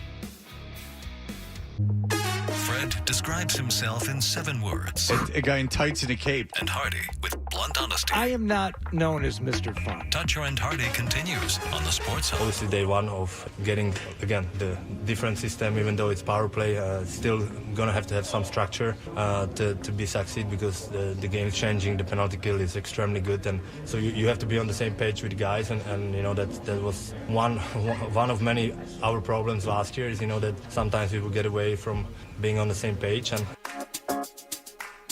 I like the idea of keeping it sexy, that's for sure. That is, of course, David Pastrnak. Has there been any news about a captain? I saw the Bruins released a series of headshots, and they had Pastrnak wearing the A instead of the C, and trying to glean anything from that means Ryan Johnston was right. It looks like, at least right now, they're going to be without a captain this season, because I think we knew Marchand was going to be captain by this point when it got transferred from Bergeron. So it looks, at least from what I'm able to discern, they're going to go without a captain this season. Well, Fluto is a great hockey writer. He's the senior NHL writer for The Athletic, covering the Boston Bruins. He's kind enough to join us, as he does under his own kindness throughout the season. Fluto, thank you for joining us, sir. Good morning, Fred. How are you? I'm doing great. Thank you so much for joining us. Do you have a thought on the captaincy, like who's going to be captain? Is that of any importance, or what are you thinking with that? No, they got a lot of bigger problems than who's going to be captain. No, there will be no captain. It'll be David and Charlie McAvoy. I think Hampus Lindholm will be in the mix too, but It's either going to be David or Charlie is going to be the next captain. When that will be, who knows? Maybe that'll be next year. So much of it depends on them. Whether it's David, like, okay, he's the best player on the team. Does he really want that kind of pressure in terms of all the obligations of a captaincy? We'll see. And then with Charlie, like, let's look at the year he had last year. We don't know how he's going to come back. Is he going to come back and be the full Charlie that we've seen in years past, and also take on that next level presence category? We don't know. So we'll see. But as of now, no captain. Fluto, what are the responsibilities of a captain? I mean, leadership can come in a lot of different forms, a lot of different ways with a team, but specifically, what is the captain supposed to do and is obligated to do that you don't do if you're not the captain? It's a great question. I remember Brad and Patrice being first to calls. Let's say I can recall a couple of years ago when Pavel Zacha was acquired by the Bruins in the offseason, one of the first calls was from Patrice. Brad, whenever guys would sign, and he became captain, whenever guys would sign, come July 1, he'd be the first to call, saying, the door's open, you can call me, call my wife, anything you need. It's that first introductory step in terms of welcoming players into the organization. And then the example that they set, nobody worked harder than Brad in the gym. Like, he'd show up at development camp and get on the bike next to these 18, 19-year-old kids. And who can help but fall in line behind that? And then Patrice was Patrice and Zdeno was Zdeno. So that's a high threshold that those guys have set. Those are a couple of things. And then, of course, there's media obligations. They're going to be first to be asked to speak after games, before games, all that. So there's a lot that goes into being captain. Yeah, and I know Brad took it very seriously, and he had to be the one who faced everyone when things were going wrong. There was a big change, too, from Brad over those last 3 years before he became captain. He was one way, personality was one way when it was another way when he was a captain. Well, Fluto knows, and I mean, I know, he took it super seriously. Like, he, even to me, was like, we used to have him, like, I didn't even really want him to do it anymore, but we would have him, like, do, like, stuff, and he's like, dude, I don't, like, he's like, I think I gotta, like, I can't be, like, silly like that. So, like, I mean, he took it really seriously. All right, so, Fluto, I mentioned, like, Brad Marchand and talking to them. I can't say the same about anyone on this team besides Pastrnak that I've ever spoken to. So, I look at these box scores from these preseason games, and I'm a little confused. But I read everything you write in The Athletic, and I appreciate it. And you've kind of talked about this camp, and this camp is very interesting because there are a lot of unknowns. So, are you pretty set on what you think the first line will be? Yes. Okay. Kiki, Lindholm, Pastrnak. Okay. Second line looks pretty set too. Well, hang on a second. But so the way that I read what you're saying is first line set defensive. The defensive pairings are pretty much there. You're not concerned about the defense. They have a bunch of fourth line guys. It's the second and third lines, and what remains to be decided. Absolutely. Yeah. First line set, fourth line set. Asimon, Corrali, Kastlik, most likely your fourth line, and that's a heck of a fourth line. Hard to play against. Yes, second and third lines. I think a lot of it, guys, has to come down with what they do with Zacha. I asked Marco Sturm earlier in camp, do you see Zacha more as a center or as a wing? He said, I don't know at the point. He said, I know I love him as a center. And you can understand why. It's just because he's so responsible. He's so good in three zones. Just a first-year coach doesn't have to worry when Zacha is your center. Now, is he going to be your second-line center? Probably not. That's where Middlestat fits in. There's aside from Pastrnak, that's probably your most skilled player in terms of playing with the puck and looking for line mates. Now, defensively, there's some shortcomings there with Casey. You're just going to have to live with that. So I think one of the options that they would consider is putting Zacha on the wing with Casey so he can take on some of that defensive heavy lifting. So that would open up number 3 center. Is that Mitten? Is that Patra? There's some options there. So, yes, second and third line. There's some fixtures. There's Arvidsson, probably going to be your number 2 right wing. Middlestat, number 2 center. Jeannot, number 3 left wing. Other than that, I would say there's 3 spots between those 6 forwards that there's still some balls in the air. Well, talk a little bit more about the kids. And the name Fabian Lysell continues to pop up. Fraser Minton, everyone wants to see what this kid's going to do. How many of these kids, I know it's early, but how many of these kids do you think are going to be in uniform on opening night? 1. I think Minton right now is your number 3 center. I think he'd like to show a little bit more offense, a little bit more creativity. But that's a player with some growth potential in terms of being that third line, defensive, sharp, penalty kill, responsible, and the coach is going to grow to like that player. So Patra. No, he's not. He's not ready. Ideally, he's your number 2 center down the road, but he's not beating out Middlestat at this point.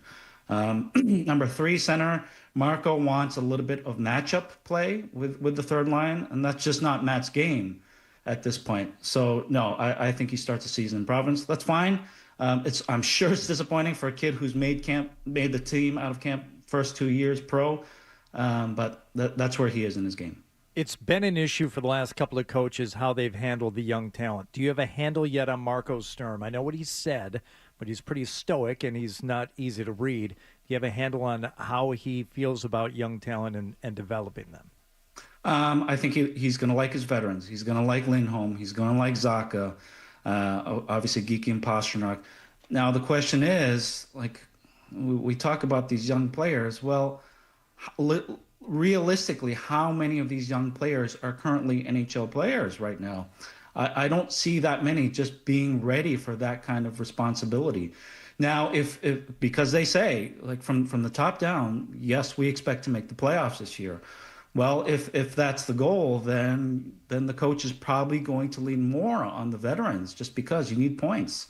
But then if it gets to a point where, well, we have to think about development and long-term issues, then perhaps you can incorporate more of these younger players. But again, Patra probably not ready. Lysell, no, not going to beat out some of these other players right now. Minton is still a work in progress, although I think he is ready to be your third line center. Beyond that, there's not that many of these young kids that are really ready to make a push. With all of this youth in front of him, that puts more on Jeremy Swayman's plate. I'm wondering, based on what he did last year and then his really good summer, what do you expect from him this coming season? Regression back to the norm. I think that was an aberration last year just because all the circumstances were set in place, right? First, Linus gets traded. So that was just an ideal setup for both those guys. One plays one game, the other plays mentally, physically, everything. And we saw how well they got along with the hugs and this and that. It was just perfect relationship. So, of course, you disrupt that with the trade of Linus, and it had to be done.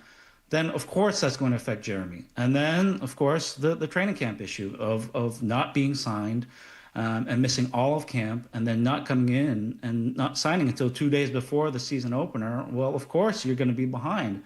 And the pressure of that, I'm sure, was on Jeremy's mind. And then the team around him sucked. So, of course, he's and then you look at the history, right? It's been superb. College, American League, where he didn't stay that long, NHL, like the history's there. And then, yes, a very good performance in terms of World Championship this summer. So, yes, all the pieces are put in place for Jeremy to rebound. And, of course, he's going to need help from Jonas. I expect Jonas to take on more starts, too. Well, I got to give you all the credit in the world for being able to sit through one of those preseason games and know what's going on. Because that, my friend, not only is it, they're hard names to pronounce as well, I got to be honest. And I love that Zadorov got that goal in overtime and just went by. That was the best. He was like, why am I out here? And then he just said, I'm getting out Not of here. only do I have to travel, I had to play overtime. Yeah. I'm getting out of here. He's like, I'm walking this thing off. We all feel the same way about preseason. Yeah, I know. Let's go. That's why I said I got to give you a lot of credit for sitting through these things. Fluto's the best. Everyone knows that I love him. Fluto Shinzawa at The Athletic. I read everything he writes. Fluto, thank you so much. We really do appreciate it. Okay, fellas, my pleasure. All right, thank you, Fluto. All right, Tommy Brady. You know, he's got a weekly newsletter. TV Times, baby. I am a little going to be on Adam and John's case for not subscribing to it and being unawares. I mean, I'm sure there's news breaking on a regular basis, but he does have a newsletter. It gets mailed to you, much like a zine. It is by the editors of Slash Magazine. They are doing the same thing. Well, his underground newsletter has got some stupid-ass crap in it that we'll explore in just a moment. Sports Hub headlines presented by Celsius Energy Drinks. Red Sox magic number to clinch a playoff spot is now 1. They won in Toronto last night, 7-1. Garrett Crochet, 8 shutout innings for his 18th victory of the season. Brian Bayo starts tonight as the Sox go for a 3-game sweep. They need a win in that game or a Houston loss in Sacramento this afternoon to clinch a playoff berth. In other Sox news, assistant GM Paul Taboni is leaving the team to become the new head of baseball operations for the Washington Nationals. Patriots once again had Christian Gonzalez on the field at practice yesterday. They got a home game coming up Sunday against Carolina. Defensive lineman Kayvon Chason and rookie offensive lineman Jared Wilson missed yesterday's practice. Top Panthers wideout Teteroa McMillan missed practice with a calf problem. And Thursday Night Football tonight has Seattle visiting Arizona. Sports Hub headlines are brought to you by the DeMoore McKim School of Business at Northeastern University, where MBA and master's degree students build vital business skills through experience. Connect with northeastern.edu/business. I'm John Wallach on Boston's Home for Sports, 98.5 The Sports Hub. Your next update at 8 o'clock.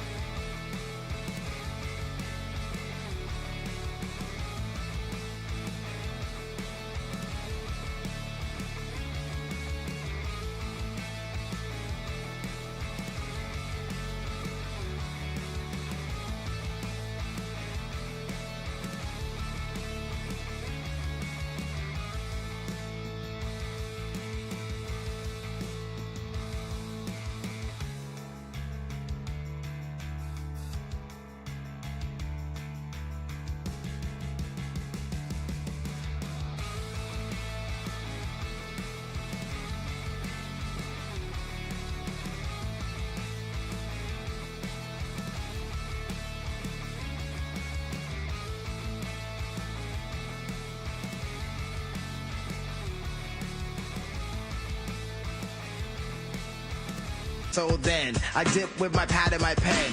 Step into the workplace with my work face.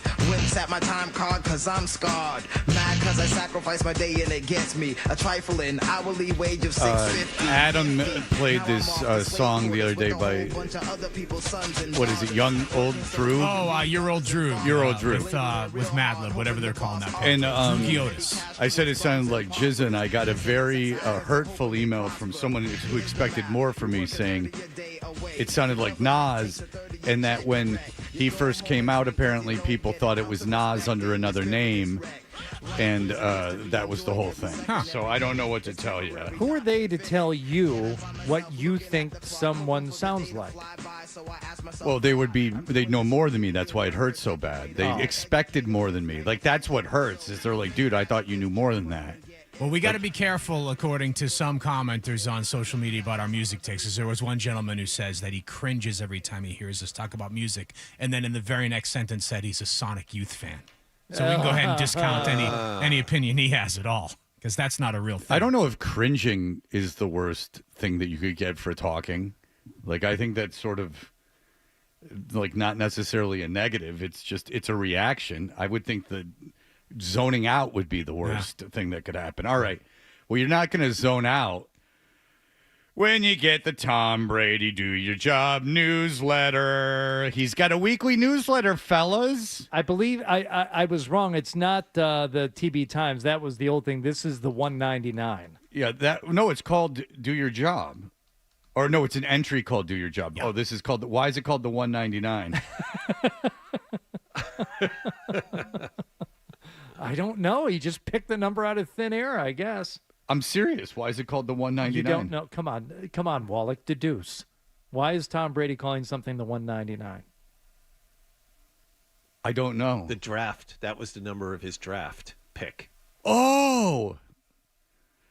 This is a very esoteric newsletter, then, if you're supposed to have that information. That's common knowledge. I'm aware he was taken in the 6th round. I didn't know it was the 199th 199? Yeah.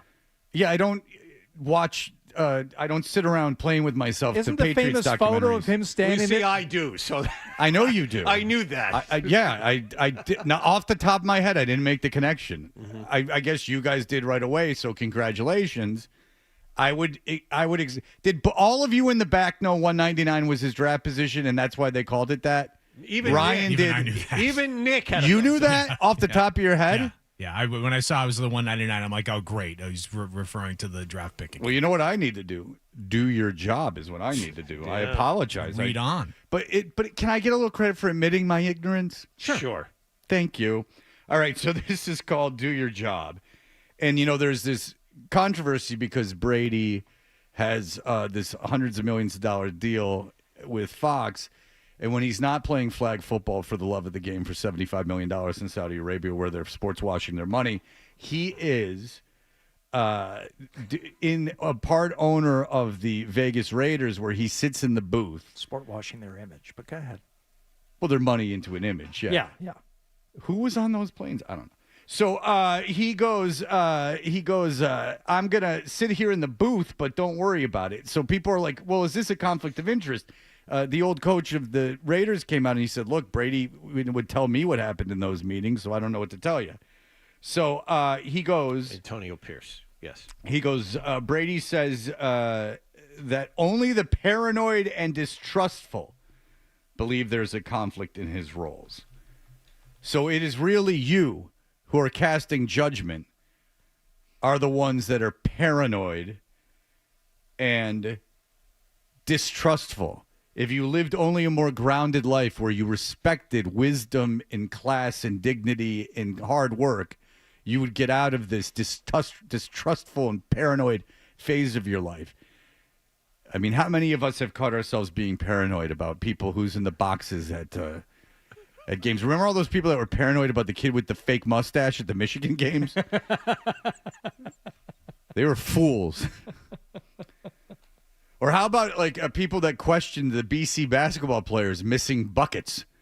Those paranoid fools. Never, ever, ever has a conflict of interest gone on. And by the way, never has your team benefited financially from some kind of paranoid and distrustful. You worked for the most paranoid and distrustful coach in the history of football. Your fan base became a bunch of conspiracy theorists and boring ones at that. Science ones about footballs. Well, I mean, just fine. I don't even care if you read any of this gobbledygook because it's just it's just a bunch of crap. It's like the that he loves football so much. It's like the Jerry Maguire piece. It's like just talking about value. There's nothing concrete there. It reads like Linkin Park lyrics. There's not like one concrete image in all of this stuff. But he goes back to duty and integrity. Duty and integrity. These are the things. And if you apply yourself and if you have a strong sense of both, then how can there be any conflict of interest between him being a minority owner and also accessing other teams for his Fox broadcasting job? And that was the first thing I thought of. I'm like, how did this mantra and this lifelong adherence to duty and integrity jibe with the deflating of the footballs, Tom? How do those two marry up? Well, I just like that. I mean, because either don't be a child about it. At the very least, he knew it was happening. Even whether he instructed it to happen or not, I don't even want to debate it because it did. It happened, and he had some knowledge of it happening. How does that all fit in with this whole being dutiful and being and having integrity? That because it's a very nice the 5,000-word essay you wrote, but it doesn't mean anything. Yeah, but it's also funny. Like, I can do this because I have like a lot of integrity. But that's and if you don't know that, you're crazy. Then you don't have. Then you're just as you don't trust people because you're not trustworthy. That is gaslighting, correct? That is gaslighting. Really gaslighting. Yeah, that's not false equivalency. That's gaslighting. Everybody, now we have. Hey, Tom Brady's gaslighting us. And just a quick props to Hardy. Like saying that Tom Brady's writing reads like Linkin Park lyrics is so spot on. Shut up, Adam. That was completely unnecessary. That's great. He's turned into the football version of Tony Robbins. And Adam's turned into the radio version of Tony Robbins. Giving everyone a nice pat on the back for no reason. He said the line. Let the line sit. Laugh at it if you like. Don't have to point it out, you dumbass. Oh. Well, get ready to point out a lot of good points because Jordan Hudson's on the cover of Us Weekly, and it is a barn burner. Hold on a sec. I just want to get to the ultimate gaslighting part of this 199. Sure, go ahead. Okay? When you live through uncertain and untrusting times like we are today, it is very easy to watch a person's passions and profession intersect and to believe you're looking at some sort of a dilemma. Because when you're blinded by distrust, it's hard to see anything other than self-interest. People who are like that, particularly to a chronic pathological degree, are telling on themselves. They're showing you their worldview and how they operate. They're admitting that they can only conceive of interests that are selfish, that they cannot imagine a person doing their job for reasons. What you doing in Saudi Arabia? That are greater than themselves. These people, that these altruistic mission to Saudi Arabia where they're paying you $75 million. What a piece of garbage. So if you think Get out of here, you dumbass. If you think someone else is up to no good, you're ratting on yourself. You're obviously up to no good. Gaslighting. Yeah. You're the best. Oh. Go take the $75 million to play flag football in Saudi Arabia. Congratulations Pete to you. Davidson, by the way, is doing a comedy festival. But you know he's going to kill. You know that he's going to get up there and he's going to talk about his dad, and it's going to be like a whole. I hope so. That set's going to be insane. Like I really hope you can see it. Oh, Pete Davidson's going to go. Okay. I have every faith in Pete Davidson. Like I like a lot. If I was him, I'd go and do it. What are they going to do to him? They can't do anything to him. Everyone knows he's there. He's going to go full on Rickles on him. Start pointing out people in the audience saying that. Oh, if you don't talking about his time in Vietnam. I know people that I don't know anyone who's talked about this, but I know people that know him. Oh, Pete Davidson's. He's going to talk about it. Okay. Yeah. I like that he's doing that comedy festival. I think it's going to be a little subversive. All right, we'll be back in just a moment. You're listening to Toucher and Hardy on the.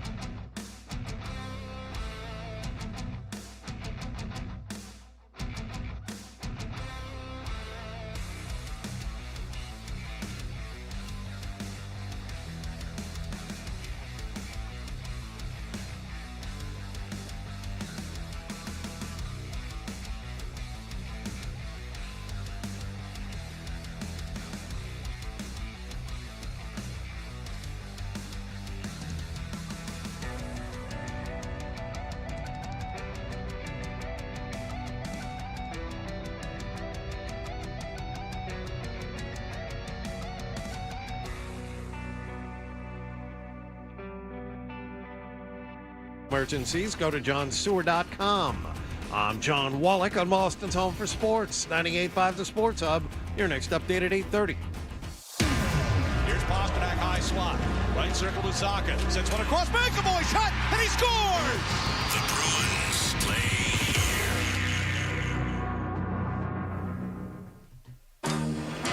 Oh boy, I guess it's time for more Toucher and Hardy on 98.5 The Sports Hub. Second around, or like competing in the marathon and wearing the medal the next day. So there is a pretty in-depth article on Jordan, clearing up a lot of misconceptions. Now, a lot of things in this we already know, such as she studied philosophy at Bridgewater State University, where she was an NCAA. Yes, just I saw 1A, that too. Yeah. Collegiate cheerleading champ, performing as a flyer who handles stunts at the top of the pyramid. So we all know that. So they went into Jordan's life, and they talked to some people. Would you like to know, former fellow cheerleaders described her as smart, hardworking, and kind. She was always a really good teammate and someone I could look up to. That's according to Emily Rodriguez, who cheered with her between 2019 and 2021. Rodriguez says Hudson reached out to her after her mom passed away and offered support when a work project didn't pan out. I was very touched. She calls Hudson bringing extra water for her teammates. Oh, nice. Also nice. You know, she's like, what do you need, girl? So already I'm like, oh, this is not the Jordan that we thought. Rodriguez says Hudson was driven to succeed. She's focused and pretty headstrong. She exerts this kind of energy that if she wants something done, she's really going to put her best foot forward in that. Well, she must have not wanted that degree because she never graduated. She's so headstrong and driven. Finish your degree. Didn't need it. Mark Zuckerberg didn't graduate. He invented Facebook. She invented Trouble Cub. She invented banging old guys. Except she didn't. Dougie Freeman. He owns the West End Salon in Provincetown, Cape Cod. He met Hudson when she was in high school. He taught her how to do henna tattoo art and was her boss when she became a hairstylist. He's my favorite, by the way.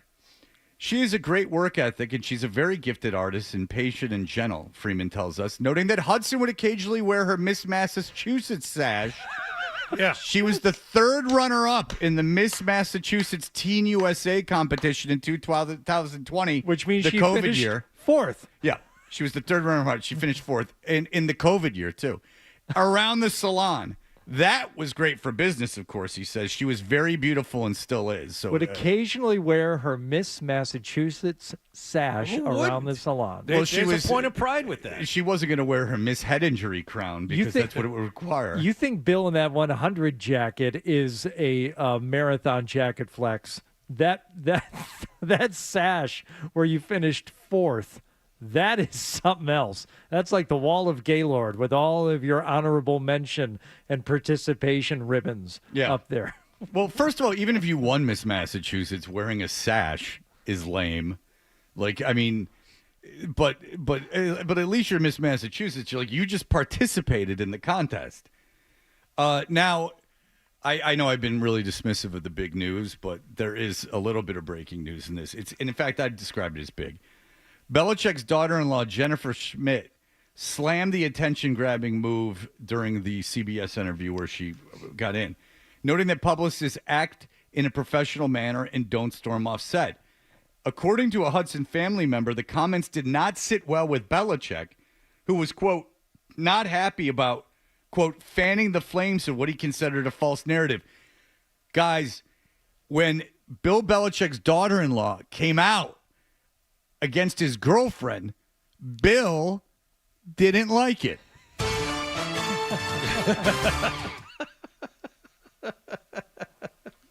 Only in Us Magazine. This is interesting, though. This is kind of interesting. A Belichick source tells us it's highly unlikely that the coach proposed, noting that Hudson could be telling people they're engaged even if it's not true. Oh, look out. Hang on. It gets better. The relationship is just something fun. Oh.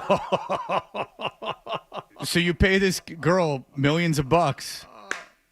Look, man, he don't want to be tied down. He just wants to give her a lot of money. He's just a cool playboy, giving everyone a ton of money. Oh boy. Yeah. This is on the tracks to heaven is where this is. Yeah. It's the express train. But things start getting a little grander in the world of Jordan Hudson. Another source told us. This is my second favorite part. No, this is the best part. In my opinion, another source told us in May, so they've been working on this for a very long time, that cashing in, a lot of people are saying that Hudson is cashing in with Bill Belichick. Yeah. Because he's fat, old, and gross, and she's, I guess, letting him inside of her, and he's giving her lots of money. So you would think, like, what's going on? There must be some ulterior motive. What does she want out of this relationship? She's obviously not mentally ill. She came in third runner-up in the Miss Massachusetts contest. She has the sash. We've all seen her in Cape Cod. Her family owns a fishing business and a porn shop. But cashing in is not in Hudson's MO. Jordan already had money and was living a happy and comfortable life before Bill.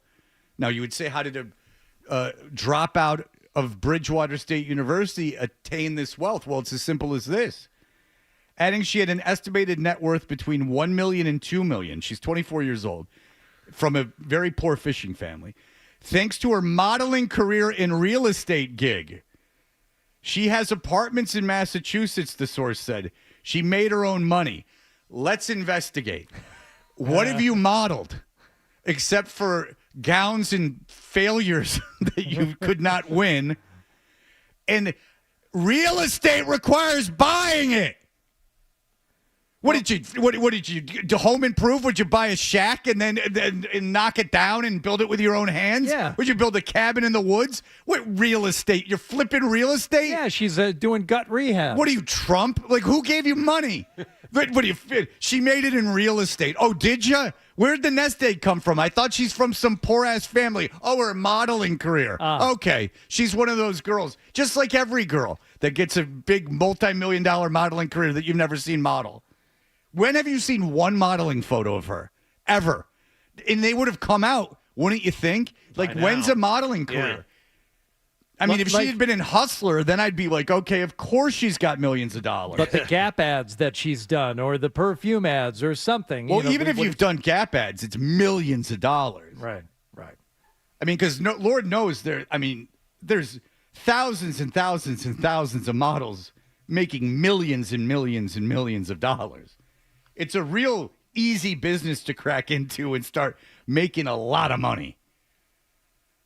In May, they've been working on this. They seem to sit on this information. Maybe nothing happened at the time they needed to come out with this article.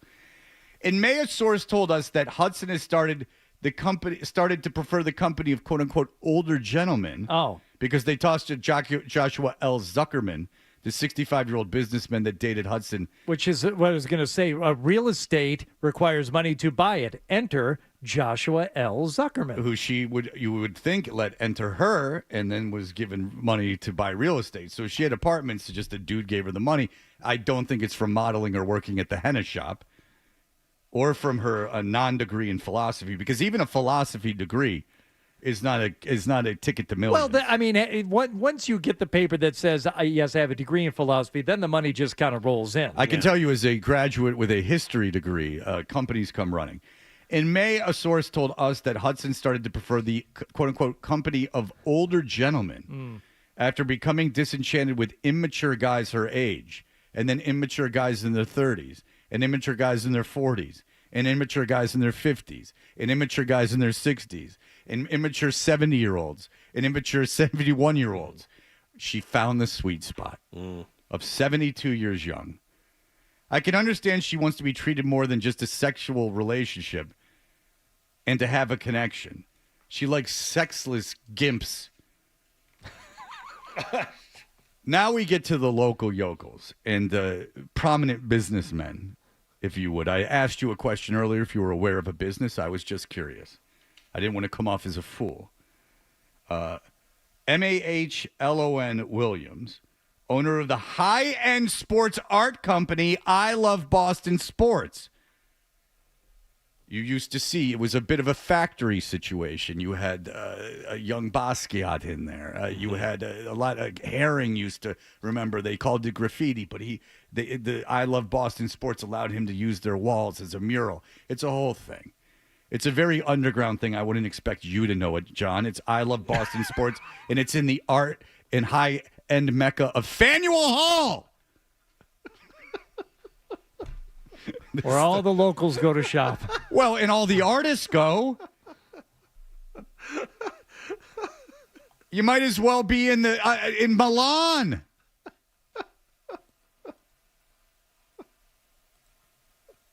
Picasso used to have coffee next door. Right.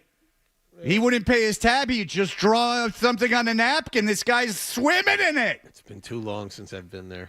Marlon Williams. I apologize for not knowing your name, Marlon. I'm guessing that's how you spell it. You have an unusual first name. Williams, owner of the high-end sports art company I Love Boston Sports, has spent time with Belichick and Hudson and tells us the couple is the real deal. Quote, I have not seen Bill smile more than I have seen him smile in the past year, for I had never seen him before, Williams adds. When he was with the coach last November. No, I made up the last part. Oh, okay. Williams adds, well, you got to figure if you own I Love Boston Sports, you're if nothing but within the company of Bill Belichick. Right, you're on Nantucket constantly. Don't do him a disservice. The actual quote is, I have not seen Bill smile more than I have seen him smile in the past year. I'm talking about Bill smiling more this past year than he has smiled before is what I'm saying about Bill. Yeah. There it is. So Bill, who obviously, Bill, these, End quote. These high-end types are at Faneuil Hall. If they're not at Cheers, they're at whatever else crap is. They're at Smith & Lewinsky's or something. Williams adds that when he was with the coach last November at his high school Hall of Fame induction, it was a very different Bill Belichick than people are used to seeing. There's a warmth to him, Williams says, noting that he was cracking jokes and smiling. More so than he has seen him before in the past year. Bill Belichick smiles. Smiling. Seen smiling. Finally, I'll leave you with this. The future. Oh. What is the future of Jordan Hudson? What's that? I couldn't find out who Freeman is, but it's someone named Freeman Says. It's not well done. It says, she's filed these trademarks that were turned down, but that will not stop her. I believe you're going to see... That's the salon guy. Thank you. I like how they just reference, they don't even go back. They just, you remember 8 pages ago? This is the U.S., this is Us Weekly. It reads like the New York Times. You have to, The New York Times identifies the person again. Okay, it says, quote, I believe you're going to see a Jordan Hudson, the book. I don't doubt that. I'd read it. At least unless it's like an art of winning situation, if she talks about her relationship with Belichick, I'll be first in line. Maybe it's a how-to real estate guide.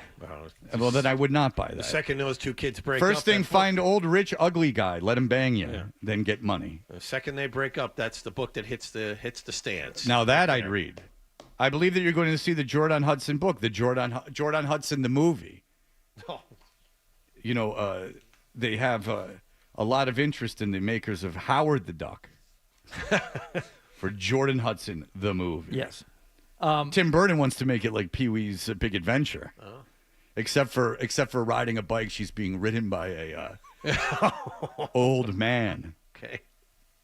Jordan Hudson, the brand. Hudson's already taken, perhaps Sue. Jordan Hudson, the perfume. Smells like mothballs in Werther's Originals. Smells like Ben Gay and tears. One on one and one on the other. Either have star quality or you don't, says this hair salon owner from Cape Cod. Smells like Asper Cream and Werther's Originals. Ugh. Smells like denture spit and just a lost in faith. Sounds like God shaking his head. I don't blame Us Weekly for not knowing this because they've been working on this story for the better part of 4 or 5 months. Just yesterday, TMZ reporting there is a new filing from Jordan Hudson for an LLC called Spring Street Seafood Company. But prepare to be confused. A description of the business states it intends to produce a written and audio-visual work tentatively titled Razor/Ophidion's version. Oh, wait. Taken. Ophidian. He had a big hog. But he was almost embarrassed by it. Apparently that has He didn't want to be identified for it. Ophidian refers to snakes, and that's another Taylor Swift rip, because apparently she did a bunch of stuff with snakes or something that I don't know. Yeah, that's of no interest to me. She likes Taylor Swift, and her big thing is some people collect baseball cards of the players they like or collect vinyl. She just files trademarks that will never pass. And with parentheses in them to be like Taylor Swift. Yeah. Yeah. It's a nod to her. Yeah. Now, Taylor Swift entertains millions and plays in front of 90,000 people that are paying $10,000 a ticket. Jordan Hudson lets an old man lay on top of her. And finish fourth. Well, takes a while. You either have star quality or you don't, Freeman says, the salon owner from Provincetown. And I believe Jordan Hudson has star quality. So there you go. She made her own money modeling. Modeling and real estate. Yeah. She grinds. Yeah. She files trademarks all the time. She's got trademarks and LLCs. And, you are jealous. You know what my company would be called? Seeing Green. I wish I was a 24-year-old girl so I could let Bill Belichick have sex with me. Oh, what I would do if I was Jordan Hudson. Oh my God, I would just to be around that ball of energy. Oh, I would make him dress up as everything under the sun. I'd have this Halloween. I'd have a really big idea for him. He'd be a little dandy boy with a little big lollipop, a big lollipop in a sailor suit that peed himself. Put it on. No, he'd have wet pants, and he'd be like, ah, and then it would be like, someone made a mess. Happy Halloween. Get it? And I would be like an old mom, and I would be wagging my finger at him. I've often said if I could only come back as a 24-year-old girl and date Bill Belichick, that's the dream. And if I could only be Bill and be mocked universally for my dumb relationship where I'm giving someone way too much control and money, that's the dream. Turn my family against me. Yes! I want my children to hate me. Fantastic. It never stops with her. It just gets more ridiculous. She made her money modeling. Oh, did she? Oh, good. That's good to know. All that modeling. That 5'2" broad on the stages of Milan. Get out of here with the modeling. Oh, get out of here. I wouldn't watch her in a porno. All right, very good. We'll be back in just a moment. Toucher and Hardy, those scamps. They'll be right back on the Sports.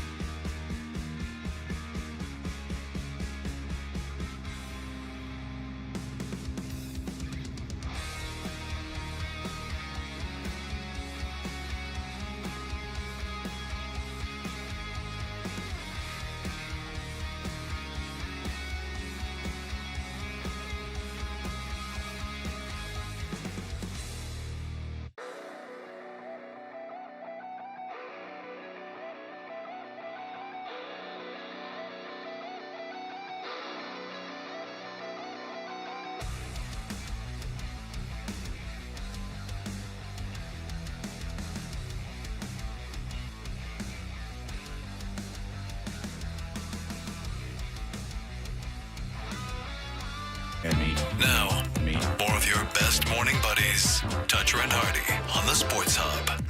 Yeah, and Fred and I, we don't consult each other on what we're wearing for the day, but I would say it's unfortunate that I am also wearing a Lions hat today. I see. You guys are totally bought in after they beat up the Ravens. They out-Ravened the Ravens on Monday. I was impressed. Okay, let me explain to you my choices of hats. I am from Detroit. No one knows. Fast, Wallach. Yeah. All right, so Dave, with all the quarterback crap going on, it does affect fantasy in a lot of ways that aren't quarterback related. I will give you an example. Jamar Chase, was number one pick in most people's drafts. Like, what's his future look like? Should you be keeping Jamar Chase, or should you be looking to trade him? Well, if you trade him, no one's going to give you first-round value for him. And as bad as the Bengals looked last week, I can't help but think that they will be able to turn it around to some degree, Fred. I don't know if it's necessarily going to be like Jake Browning is confused with Joe Burrow. I don't think it'll be like that. But Chase is still going to get a ton of targets each week. The one I'd be more worried about is T. Higgins, because there seems to be a pretty consistent track record of T. Higgins, when Jamar Chase is healthy, and Jake Browning's the quarterback. It's Chase that gets the work. It's not T. Higgins who gets the work. I think you write it out with Jamar Chase, and with T. Higgins, you consider other options based on who you have on your team, waiver wire, et cetera. Higgins, not a slam dunk start at wide receiver. Okay. What do you think about the Giants situation? Malik Neighbors, Jackson Dart, does that give you faith, or does that give you pause? It gives me faith. I think that Jackson Dart's I would have started Jackson Dart from the jump if I were the Giants. I like the way that he played at Ole Miss. I like the way that he practiced at the Senior Bowl. I like the way that he played in the preseason. I think he's a gamer. He's certainly more mobile than Russell Wilson. Doesn't have the moonball feature that Russell Wilson has, and maybe he's getting rushed onto the field a little bit sooner than I would have liked. But I think he's good for what the Giants need right now. They need somebody who can keep plays alive, because Russell Wilson would drop back, look to his first read's covered, and he collapses. He looked old. It didn't look good. I think Dart will be different than that. Of course, he's going to make some mistakes. He's a rookie. But I think the Giants will be a lot more competitive with Jackson Dart, who can run a little bit. And that's always been a cheat code in fantasy. When you've got a quarterback that can run, that gives you a little bit of a safer floor with those types of players. I'm stashing Jackson Dart in some of my leagues where I have an available bench spot just to see how it goes this week. It's a tough matchup against the Chargers. Giants' schedule is tough anyway. But I do think Jackson Dart does give some optimism for Malik Neighbors that really wasn't there with Russell Wilson. If you're the Patriots, what do you do with Ramondre Stevenson? Like, you look around the league. Not sign him to a contract extension, but they've already gone and done that. Different regime. But Yeah. no, but seriously, like, I'm interested to ask you this, because here's what I'm interested in. How much better is Ramondre Stevenson, take away the fumbling, than a average NFL running back? He's above average. He's better than the average NFL running back, and certainly better than the type of running back that you would find on the street. You've got to give Ramondre credit for that. He's earned that over the course of his career. Well, because my question is this, is that, like, fumbling negates all of that. Of course. So I'm just wondering how much you hang on to him, because, like, right, if it's Derrick Henry, then I'm like, all right, this works itself out. But Ramondre Stevenson is an elite running back. I mean, they took a running back in the top of the second round. Ramondre Stevenson's not an elite running back. I'm just wondering, how much would you put up with that? If I were Mike Vrabel, I wouldn't have put up with it anymore last week after the second fumble into the end zone. How do you trust that guy there? And there's a track record of fumbling. It hasn't been solved. So there's certainly an issue there. And yet, at the end of the game last week, a game the Patriots should have won, by the way, Ramondre Stevenson was still in the game. It should have won by double digits. Yeah, I mean, they really should have, because I thought that they were going to win that game, and then they didn't. When you give the ball away that many times, that's going to happen. You guys have seen the reports. Travion Henderson's first guy up in running back drills this week. My guess is that we see more of Henderson running the ball and playing in certain passing situations. And Ramondre maybe is the next guy up. But I would imagine we're going to see a reduction in work for Ramondre Stevenson. I don't know if I'm ready to say that this is the week that we start Travion Henderson with a bunch of confidence. It is a good matchup, but until we know just how much of a workload we're going to see from him, and we did see a lot last week after that second fumble, I would say he's more of a flex play than anything else, but the time has come where the Patriots have to start using him a little bit more. He's their fastest running back. He's their most sure-handed running back. They can play him on any of the 3 downs. And I actually think the offensive line, maybe not the interior, but at least the tackle spots, playing a little bit better at this point in the year than they were 2 weeks ago. Based on what you've seen in the first 3 weeks, and he's starting to put up numbers, is Drake May a top 10 fantasy quarterback at this point?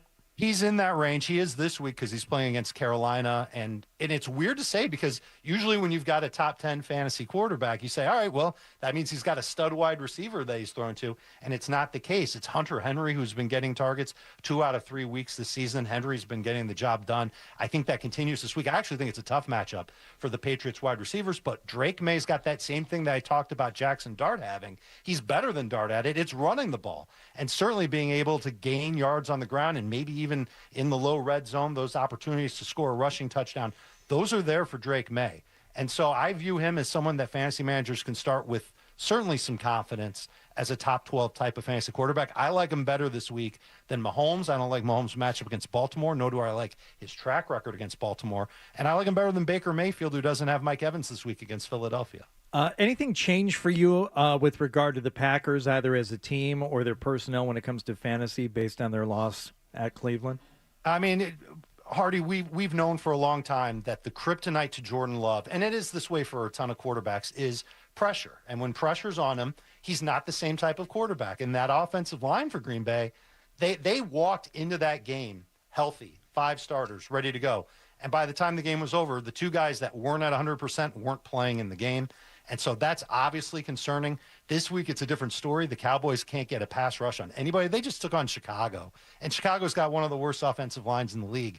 And Caleb Williams looked like a megastar. So I think that Jordan Love can bounce back from this. But I also think that Green Bay wants to try and get going on the ground. Josh Jacobs has not been very efficient.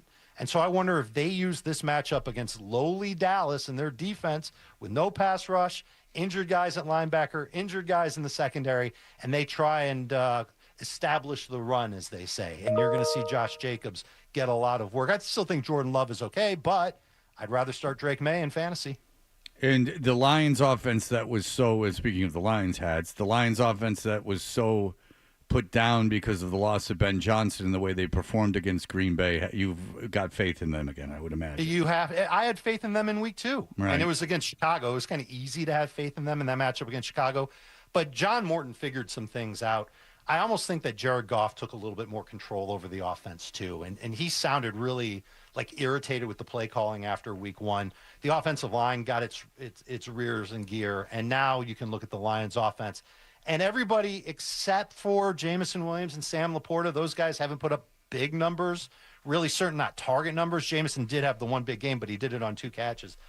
Those guys you're going to be a little nervous about. Of course, Laporta, the tight end.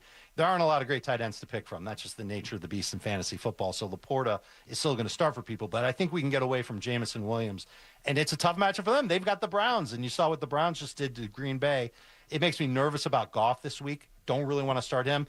I bet they lean into their ground game again. We're going to see a lot more of Jahmyr Gibbs, a lot more of David Montgomery. Of course, Amon-Ra St. Brown will do his thing, but I think that's where the Lions lean into in this matchup against Cleveland. All right, Dave Richard, check him out on YouTube every morning. Search Fantasy Football Today 3 times a week. He's on Fantasy Football Today on the CBS Sports Network. Check local listings. David, as always, you are the crown jewel of sports knowledge. Thank you, sir. Thank you, and you are the fashion plate of all of New England. Oh, yeah, I already knew that. Look at that. All right, thank you. That's really nice. Color scheme is on point and everything. You got that right, Jack. I mean, I'm on YouTube. You know how it is. You got to come correct. He's wearing a blue streak now, Jack. That's right. All right, thank you, Dave. Good luck this week in your league, guys. Thanks. Good night. Good night. Good night. Good night. It's dark out. That's why I said that. I went real quick. Glenn Powell, who was the guest on Jimmy Kimmel, I think everyone watched that Jimmy Kimmel show, at least on like tape.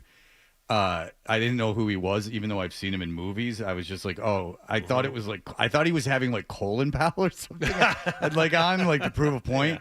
Yeah. But Glenn Powell, you remember those ads that Eli Manning did where he put the wig on and went into Chad Powers? Yeah. Remember how funny they were? Yeah. Well, now they have a fictional show. What? We are at the apex of culture, ladies and gentlemen. This is the high water mark. I mean, I'll tell you, and he sold that thing, too. I mean, I got to tell you, it seems really funny. All right, we'll be back in just a moment. Here are the headlines.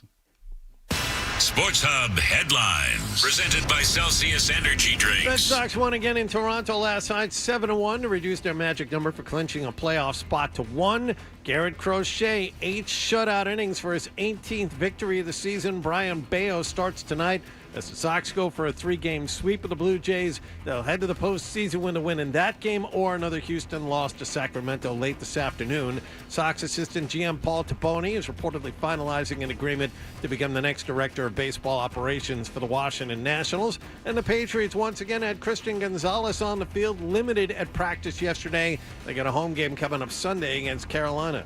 Sports Hub headlines are brought to you by Veterinary Urgent Care Center. With 8 locations in Massachusetts and Rhode Island, VUCC offers compassionate, convenient, high-quality care 7 days a week. Walk in or book an appointment at veturgentcare.com. Veterinary Urgent Care Center. Urgent care for your pet's urgent needs. I'm John Wallach on Boston's Home for Sports. 98.5 The Sports Hub. Your next update at 9 o'clock. You're listening to Toucher and Hardy on the Sports Hub. Get ready, football fans. Nothing goes better with football than an ice-cold, refreshing Coors Light. Catch all the action this weekend at Donahue's at 87 Bigelow Ave in Watertown. When the game heats up and every play counts, choose chill. Choose Coors Light.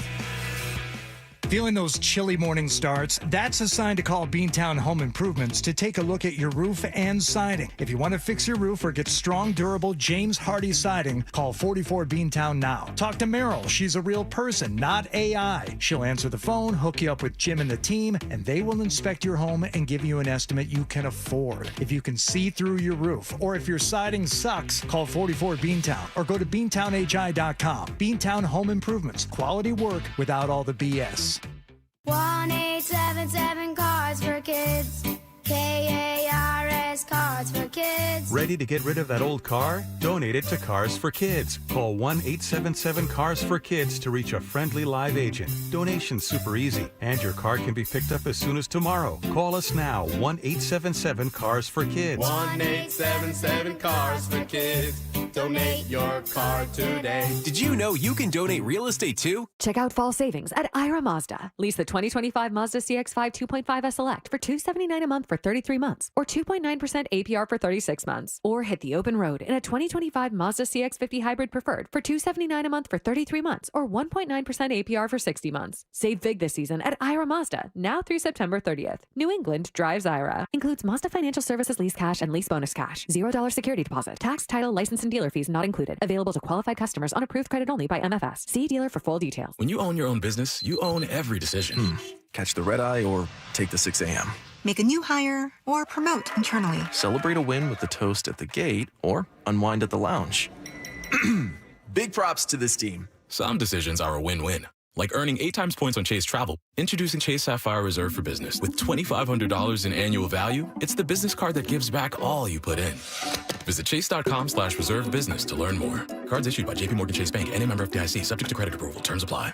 By now, you should know I can't get my game day started without a mug of my favorite Bigelow tea. For me, it's that constant comment tea that tastes great and keeps me going all game long. And when we have an evening game, I head straight for my Peak Energy tea to give me that caffeine boost that I need. No matter how hectic your day gets, grab your favorite flavor of Bigelow tea and take a moment just for you. So join the millions of New Englanders that help make Bigelow #1. Bigelow tea. Grab a mug and tea proudly.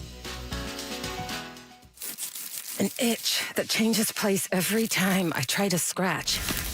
A searing hot flash in a place that I wasn't prepared for. Stings like I'm sitting on a cactus. Are you settling for irritating bladder protection? Ditch the itch with new Tena Sensitive Care. With its 5-in-1 skin comfort formula, keep dry and up to 100% irritation-free. Ditch the itch and switch to Tena. Your season, your shot. The NFL season is rolling, and every touchdown can bring you closer to a payout with the DraftKings Sportsbook, an official sports betting partner of the NFL. From first touchdown score to anytime TD props or the thrill of live in-game betting, every snap is loaded with opportunity. New customers, this one is for you. Download the DraftKings Sportsbook app and use code SportsHub. That's code SportsHub to get $200 in bonus bets instantly when you place your first $5 bet. Plus, over $200 off NFL Sunday Ticket from YouTube and YouTube TV in partnership with DraftKings. The crown is yours. And hope is here if you feel you have a gambling problem. Call 1-800-327-5050 or visit gamblinghelplinema.org. 21 plus, play it smart from the start with GameSenseMA.com. Massachusetts only. Eligibility restrictions apply. Bonus bets expire 7 days after issuance. See sportsbook.draftkings.com/promos. NFL Sunday Ticket offer for new subscribers only and auto renews until canceled. Digital games and commercial use excluded. Restrictions apply. Additional NFL Sunday Ticket terms at youtube.com/go/NFL Sunday Ticket/terms. Limited time offer.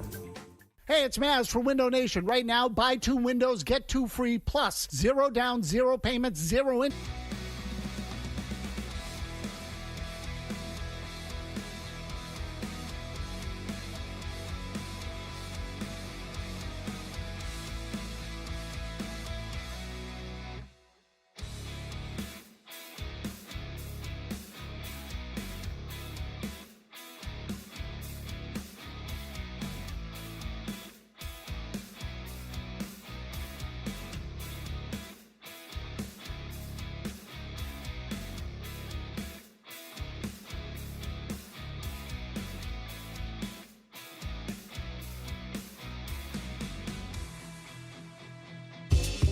Owned by Entercom.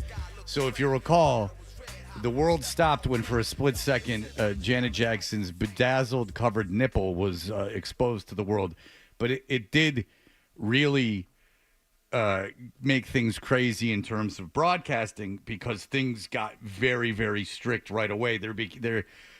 There's moments in culture where there's like this massive backlash and you got to kind of ride it out. And right then it was like this big religious thing about not talking about sex. Sex was very bad to talk about.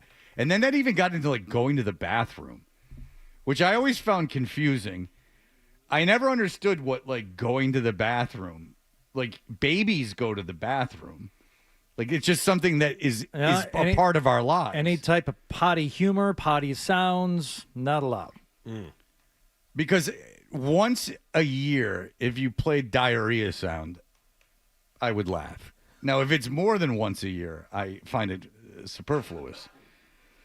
Says overnight the company threw up the shields and things that we could say pre-Super Bowl we no longer could. It came directly from David Fields, who's was the guy at whatever the hell it's called now. Entercom.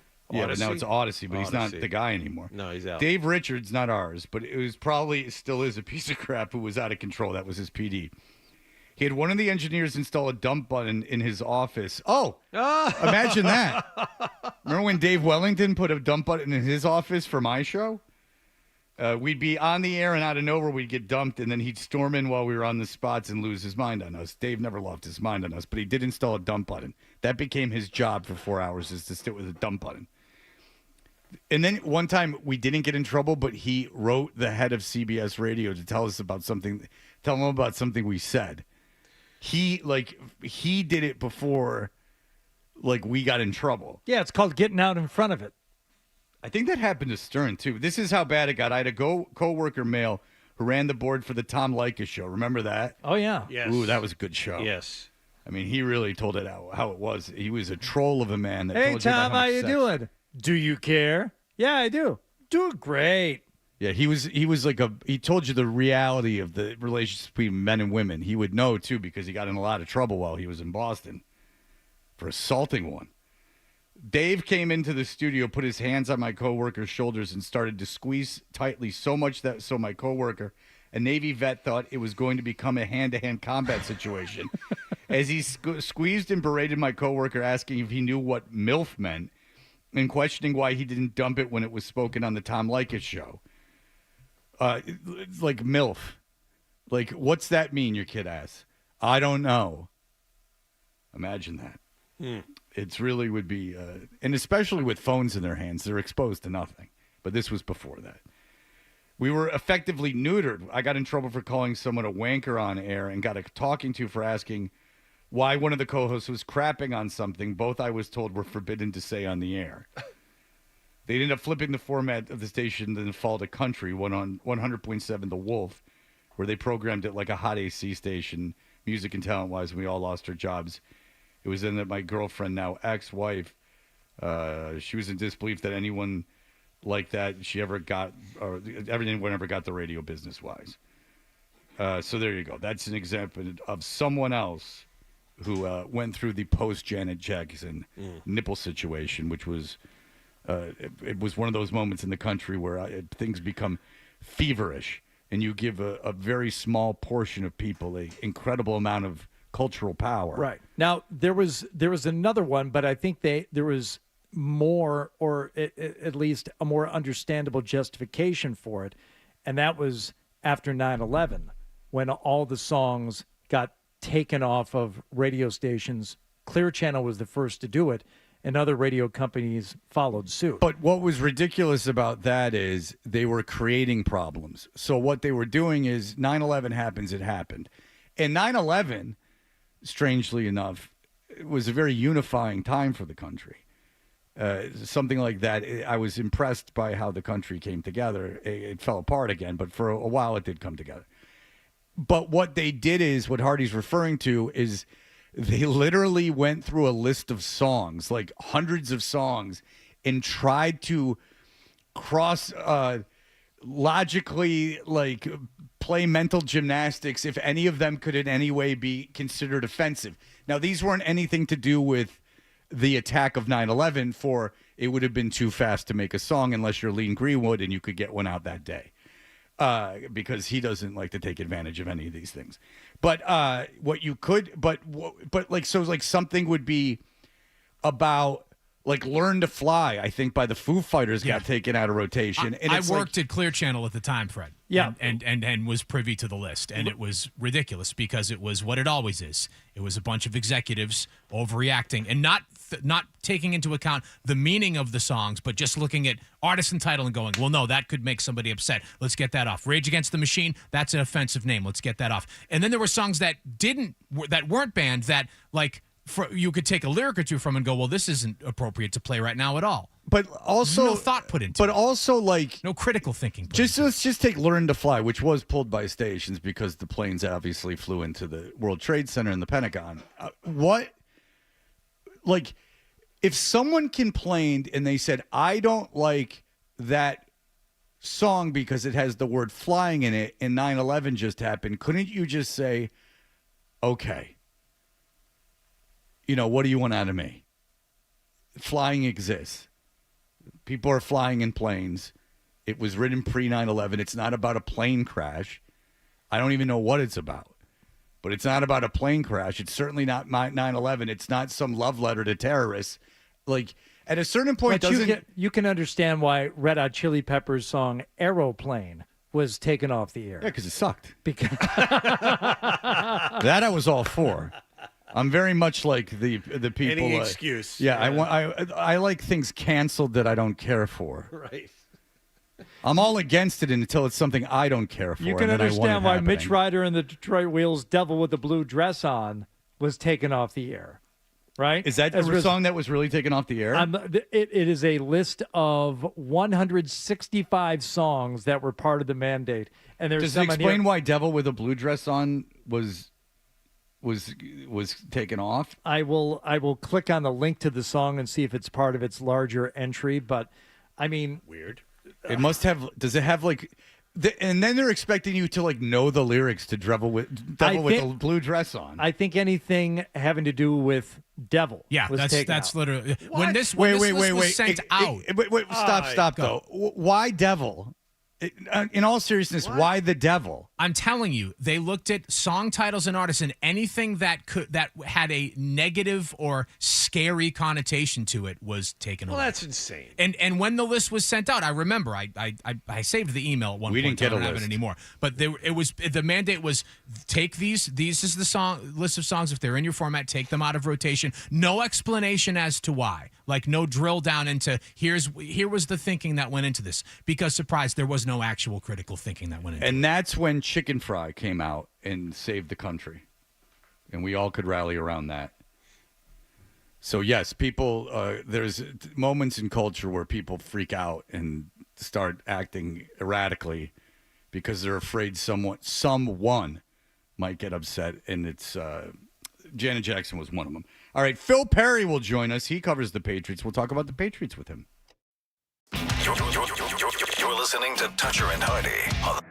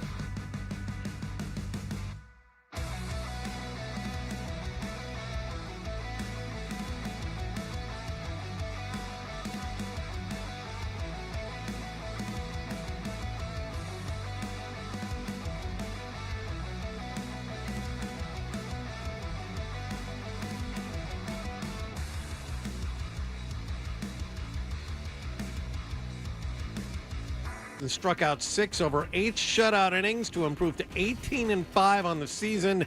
Brian Bayo starts tonight as the Sox go for a 3-game sweep of the Blue Jays. They need a win in that game or a Houston loss in Sacramento this afternoon to clinch a postseason berth. The Astros were beaten by the Athletics late last night, 6-0. Sox assistant GM Paul Taboni is reportedly leaving the team. He will become the new head of baseball operations for the Washington Nationals. Patriots once again had Christian Gonzalez on the field at practice yesterday. They got a home game coming up Sunday against Carolina. Gonzalez was limited again. Defensive lineman Calebon Chason and rookie offensive lineman Jared Wilson missed the workout altogether. And on Thursday Night Football, Seattle will visit Arizona. Sports Hub headlines are brought to you by Boston College Football. Tickets are on sale now to see Bill O'Brien and the BC Eagles. Secure your seats at bceagles.com. I'm John Wallach of Boston's Home for Sports, 98.5 The Sports Hub. Your next update at 9:30.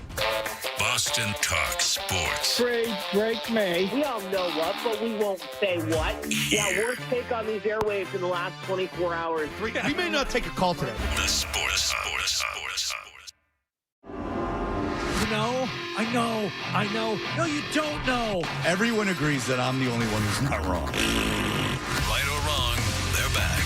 Toucher and Hardy on the Sports Hub. I want to give maximum effort, and sometimes it won't show up on the stat sheet. I won't always get the catch. I won't always do this, but as long as I'm doing my job and trying to be a good teammate, I'll be all right.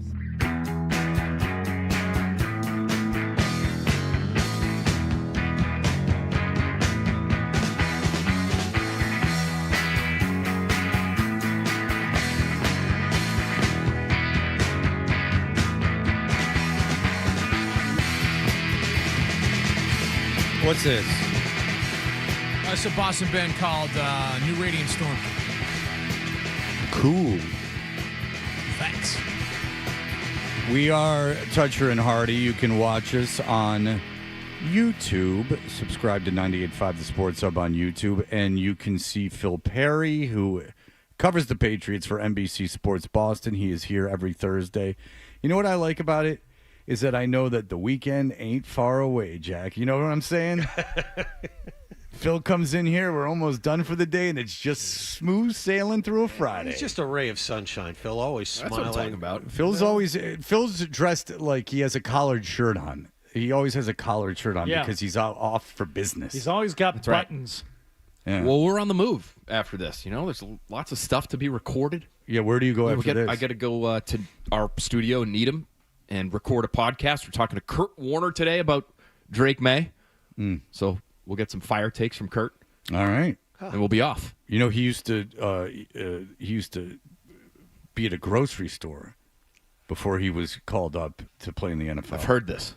Played football in You Iowa, might want to if mention I remember, it. right? He might be, don't get too deep with him. Oh, but he might be impressed if you know that little tidbit about him working at the grocery store.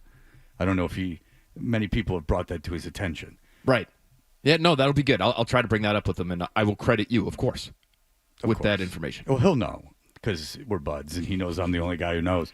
All right, so, Phil, we've been having this discussion with everyone, and what do you do with Rhamondre Stevenson?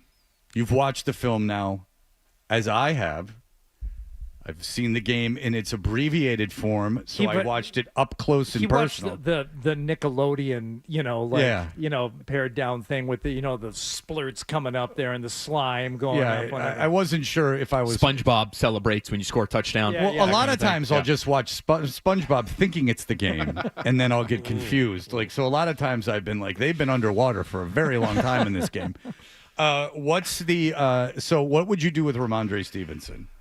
I would bench him for Sunday, and that to me means not make him inactive necessarily, but I would demote him. Maybe that's the more descriptive word. And I would essentially swap roles between what he's been doing with what Antonio Gibson's been doing. And I know Gibson has fumbled too.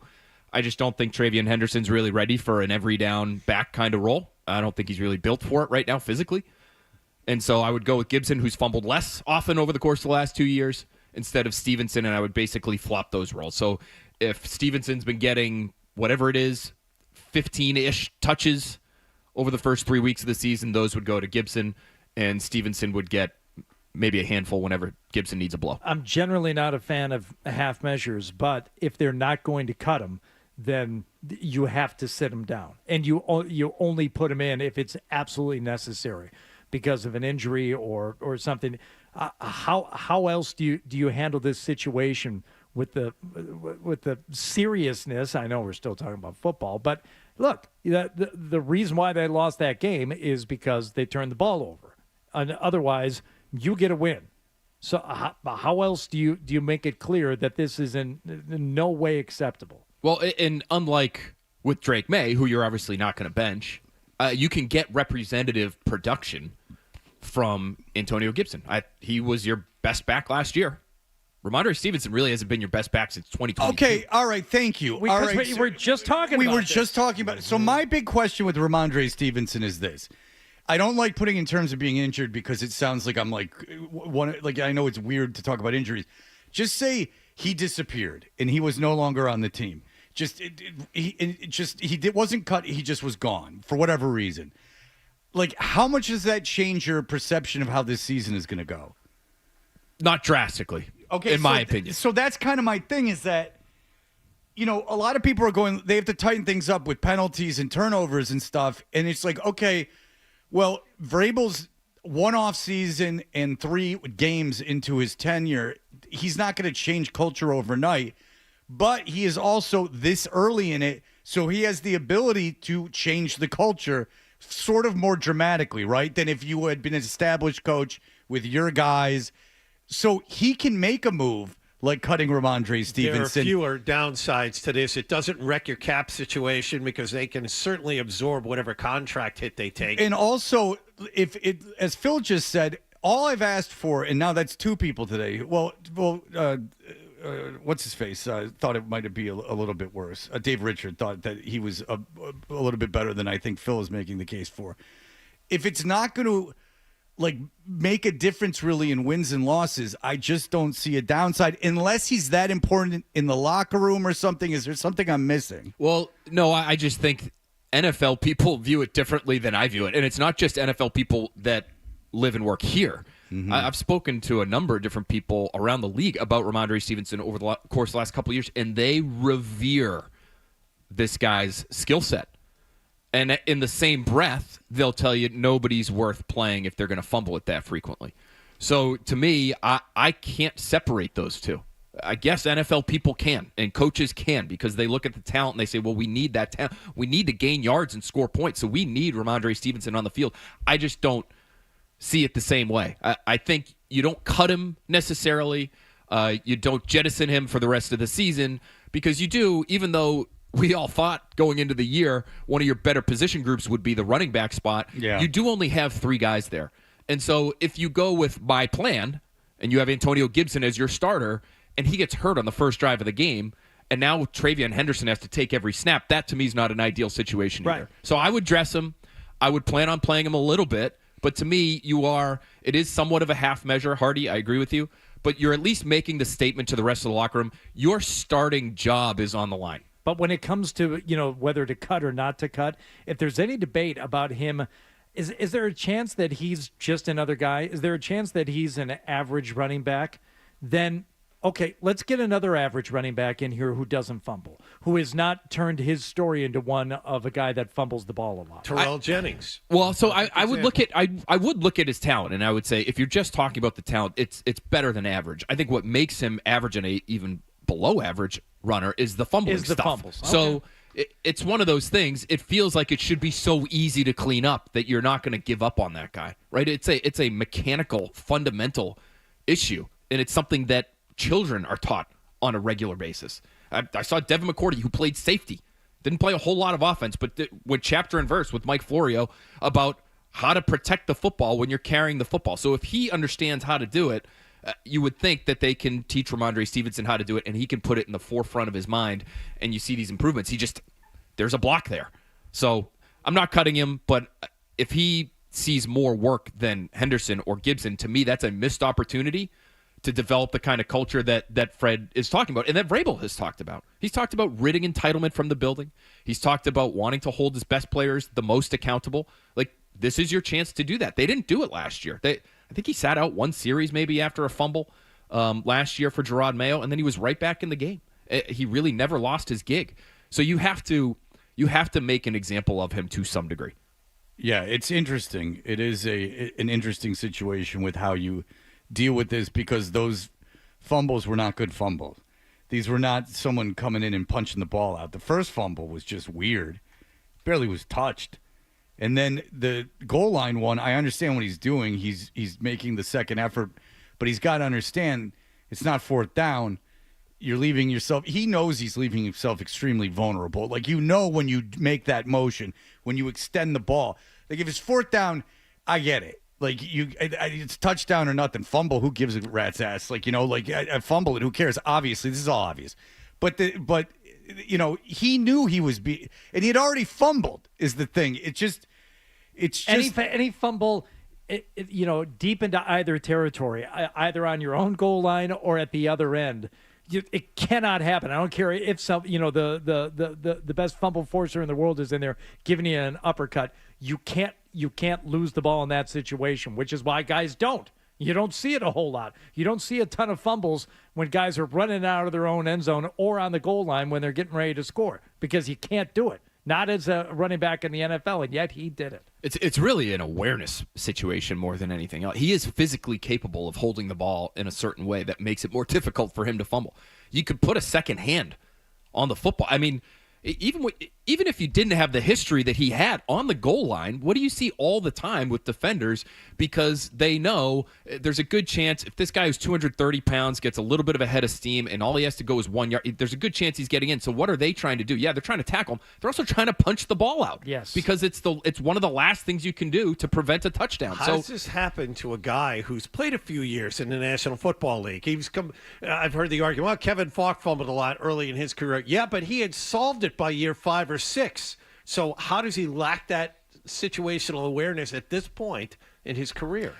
It must just be a habit from years past. I don't know. I'd have to go back and look. He really didn't have this fumbling issue 3-4 years ago. Yeah. This was really this is a last couple of years thing. But was he holding the ball in such a way where maybe he should have fumbled a little bit more, and that just became part of how he carried the football? Did it start all the way back in college? I don't know, because there's obviously a barrier there between what he should be doing, which is relatively simple on the face of it, and what's actually happening. All right. So you got to set a standard there. What did you make of the team losing by a touchdown, only losing by a touchdown after turning the ball over 5 times? Like, how did you read that game? Who was the better team? Oh, well, the Patriots were the better team. They to me, they moved the ball. They are a vastly improved team, I would say, from last year, and yet they still have some stupid in their DNA. That to me is how I look at it. These are eminently fixable problems that they just haven't figured out how to fix. And so I understand that's preventing you from being a good team. I get it. But they're doing things that they haven't been able to do the last couple of years in terms of how they're moving the football. Defensively, they have not been great. I would never say that they've been great. They missed a lot of tackles. That has hurt them. They've made a lot of bad penalties that have hurt them on the scoreboard. They have, over the first 3 weeks, really given up 3 scores a game. It's been 20 points, 20 points, 21 points. In today's NFL, that should win you a good number of football games. Maybe not every game, but a good number of them. And so they were the better team. That, to me, is why that loss is even more maddening than it otherwise would have been. I think in addition to that, when we're talking about things like penalties and missed tackles and fumbles, these were the controllable issues that I think we all felt would be cleaned up with this coaching staff. And so how do you look at it? Do you look at it and say, well, they will certainly get it fixed eventually, and that's going to lead to a pretty competent football team, maybe even more competent than we thought going into the season, for those of you, and myself included, who thought this might be close to a 500 football team? Or is it incredibly discouraging because they're almost a month into the season, and these things we thought that they would have cleaned up the first couple of weeks of training camp under a new coaching staff still haven't been cleaned up? See, it's like you said, it depends on what you were expecting going into the season, because I just think it's unrealistic to ask a guy to come in where he's had one off season and turn the whole culture of the place and turn everything around in one off season and in one training camp in 3 games. And I don't think this is a very good team.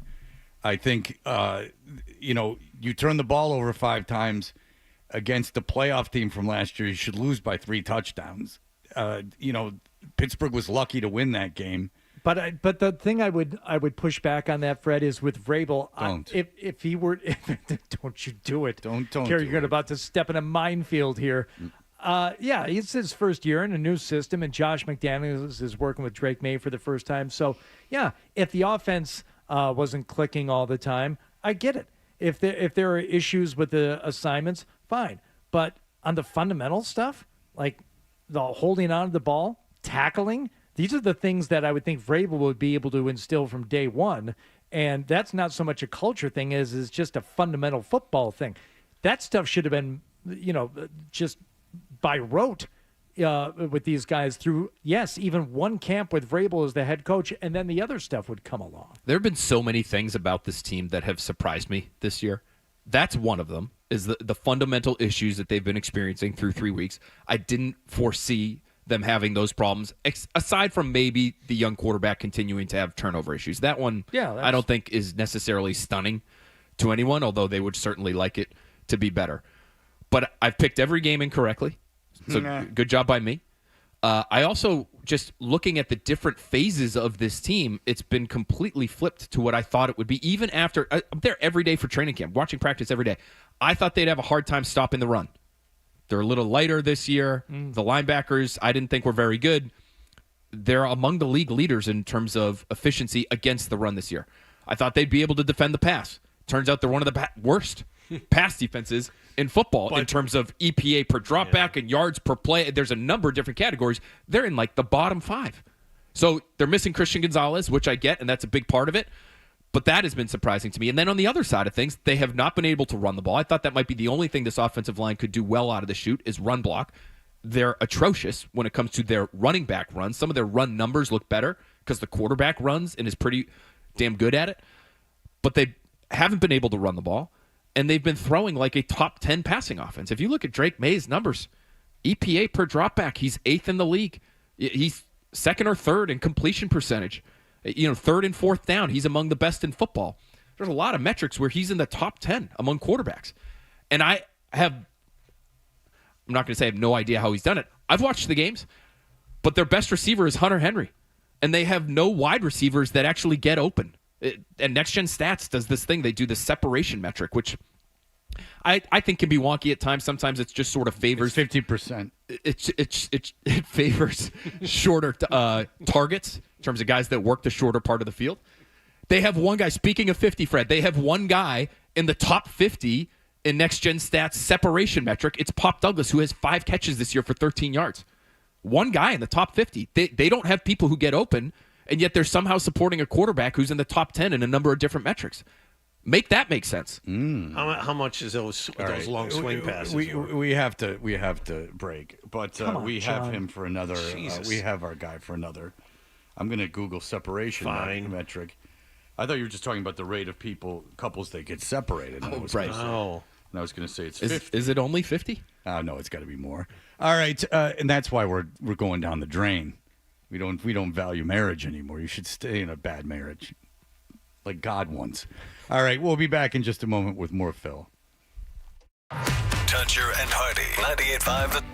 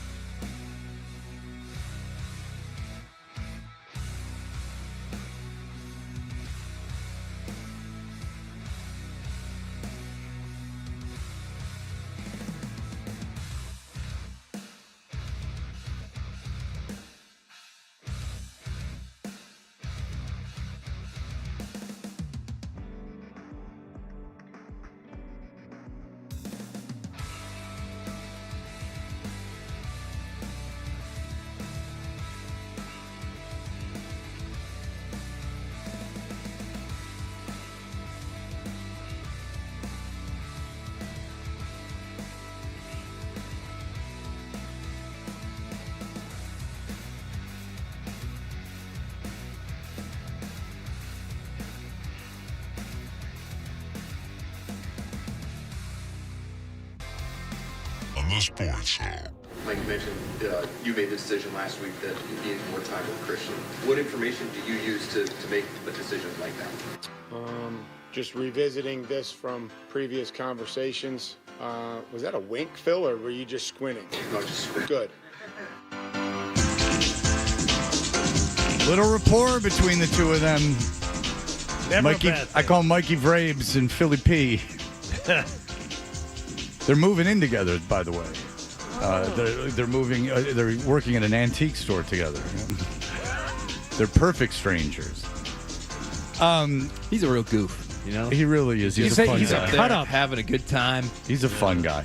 All right, so Phil, there was some controversy over Christian Gonzalez. You know, we talked last week about if he was going to play. Obviously, he did not, according to my film review.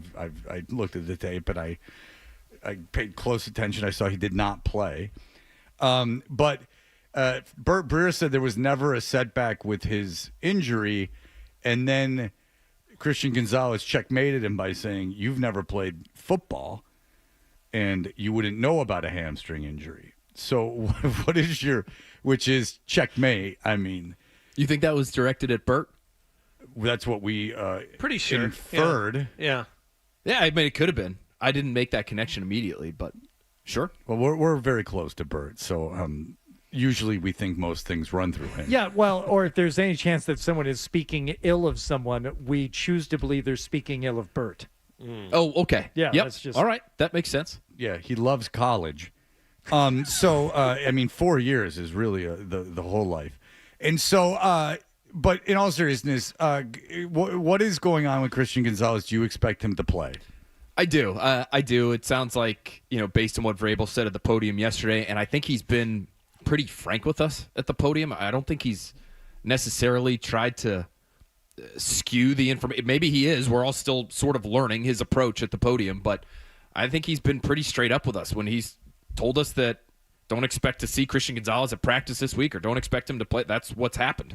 Last week, he thought there was a chance that he would play. It sounds like there was a real chance he would play, and it sounds like, based on what Christian Gonzalez told us and based on what I've heard from his teammates talking to them yesterday, it sounds like he really wanted to play last weekend, which surprises me.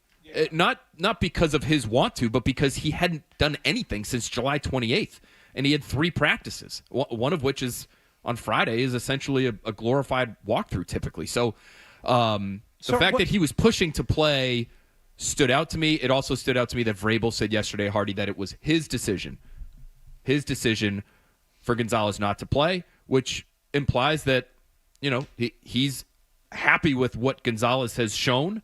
He just felt like Gonzalez needed another week. It was a little bit of a departure in terms of his tone yesterday at the podium versus last week. I would say that. I'm not necessarily looking to blame anybody for this, but okay, fine. It was Vrabel's decision. Okay. If he doesn't play, I would say, and there's still going to have to be a ramp-up period. There's still going to have to, you can't expect him to go out there and have a full workload. But if it doesn't happen again this week, I don't know what the hell they're doing. I really don't know how much rope they think they have on this season and can allow themselves to play games without their best player and still expect to have any type of success. The fact that Gonzalez, if we're to believe everybody in this scenario, was ready to play and wanted to play, and Vrabel held him out last week, to me, that's crazy. Well, readiness, I guess, is in the eye of the beholder, right? So even if Gonzalez thinks he's in good enough condition to play and he feels the hamstring feels good enough to play, did Vrabel see something at practice? Are they looking at the GPS numbers? I mean, they have quantifiable information coming from these guys in terms of how fast they're running. GPA have to do with how well he can play GPS, football. Hardy, GPS. They've got these little trackers in their pads, and they can see how fast these guys are running at practice. And so maybe he didn't hit a number for Vrabel to feel comfortable with him being out there. That's just one example of, I'm making that. I know you're not saying that's what happened, but newfangled technology. No, but that's, he's trying to figure out if this guy's actually ready to play. And there are times where, as a football staff, you kind of have to protect the player from himself. So maybe they felt like they had to do that with Gonzalez. It's been enough time now. He's going to have, if he practices 3 days this week, he'll have 6 practices under his belt. To me, given the tone of everyone involved, this would be the week to get him back out there. Hey, how much do they really need him against Carolina? How dangerous is Carolina as a passing offense? They're not dangerous. They have one good receiver. This is one receiver room that is in the running for worst in football, as are the Patriots, by the way. I'd put the Titans in there. I'd put the Browns in there. But they're somewhere in the bottom 5, both these teams. So if you like receiver play, sorry for this weekend. They have this kid, Troy McMillan. You don't think this is going to be good, this game? But the Carolina's coming to the Patriots. Offense? You like offense, Fred? You like points? It's probably not going to be for I you. like hard-nosed. This might be another week for the condensed version. I watched the game. Get out of here. No, I'm I just like saying, how my extra work turned into less work. He was trying to be funny. It was not a shot at you. It was not a shot at all. He was trying to be funny. Okay, yes, I forgive not you. a shot at you. Carolina scored. Don't try to do that. I know. Again. Sorry, that's my mistake. Yeah. Leave it to us professional comedians. All right, go ahead. Carolina had 30 points last week. They had 30 points. I think a couple of those were scored on defense. It was a complete disaster from the Falcons. Troy McMillan, I think, is a good player. And so if you have Christian Gonzalez and he can match up with him, that to me the rookie would be McMillan? the rookie out of Arizona. Yeah. So he looks good because there was some debate about him coming out. He looks good. He's been pretty effective. He's been pretty effective down the field. But he's really their only option. And Bryce Young's a smaller guy who likes to throw in the middle of the field. To me, you would take a similar approach that you took with Tua Tagovailoa in week 2, take away the middle of the field, which Mike Vrabel basically acknowledged after the game. And he said, when we got hit, it was sort of to the outside where we were kind of letting them hit us because we wanted to make sure the middle was covered. I think that was, partly true. They got hammered on a touchdown throw and catch from Devon Achane in the second game there. But if you can do that same sort of thing against the Panthers, to me, you're going to have success because they're just not as talented as the Dolphins are at that receiver spot. They don't have nearly as much speed. They have one guy. And so could you get by with just Carlton Davis? You probably could. But in a game like this one where you're going to force him to throw it outside and you're going to force him to throw it down the field, Christian Gonzalez should be pretty good at thwarting him from being able to do those things. Okay. Do you think Carolina's the worst team than New England, right? I think so. Again, I haven't picked a game correctly all year, so what do I know? But I'll pick the Patriots to win this week. Last week was such an abomination of a football game from the Falcons. I'm finding myself not giving the Panthers a whole lot of credit for that. I wouldn't. I mean, Dave Richard was talking about how atrocious their defense is. So, I mean, it's bad. I look at the Panthers and they might be, not just the receiver spot. They have an argument as one of the least talented teams in football. They have a good corner in J.C. Horn. They have a good defensive lineman in Derek Brown. Other than that, defensively, it's not great. One of their strengths coming into this year was supposed to be their offensive line. I think that's what sort of gave them hope. Well, they'll be able to run the ball. That'll help Bryce Young. They'll be able to play action. They've already lost 2 of their starters on the offensive line, at right guard and at center. So to me, the matchup for this game and why I'll pick the Patriots, the biggest reason why, is I look at Milton Williams, who's played really well. I look at Christian Barmore, who I think has played pretty well and still has some room to kind of hit the ceiling that we're expecting from him. I look at those 2 guys against 2 backups on the offensive line for the Panthers, and that should kind of ruin the game for Carolina. This should be one of those games. You've invested all this money in those types of players. They're going to be going up against a couple of backups. You've got to be able to win this game and win it in the trenches on that side of the ball. Okay. And who do you think wins Monday night in the best game, the 7:15 game? The Jets Dolphins. Oh, Jets Dolphins. That'll be a good one too. Yeah.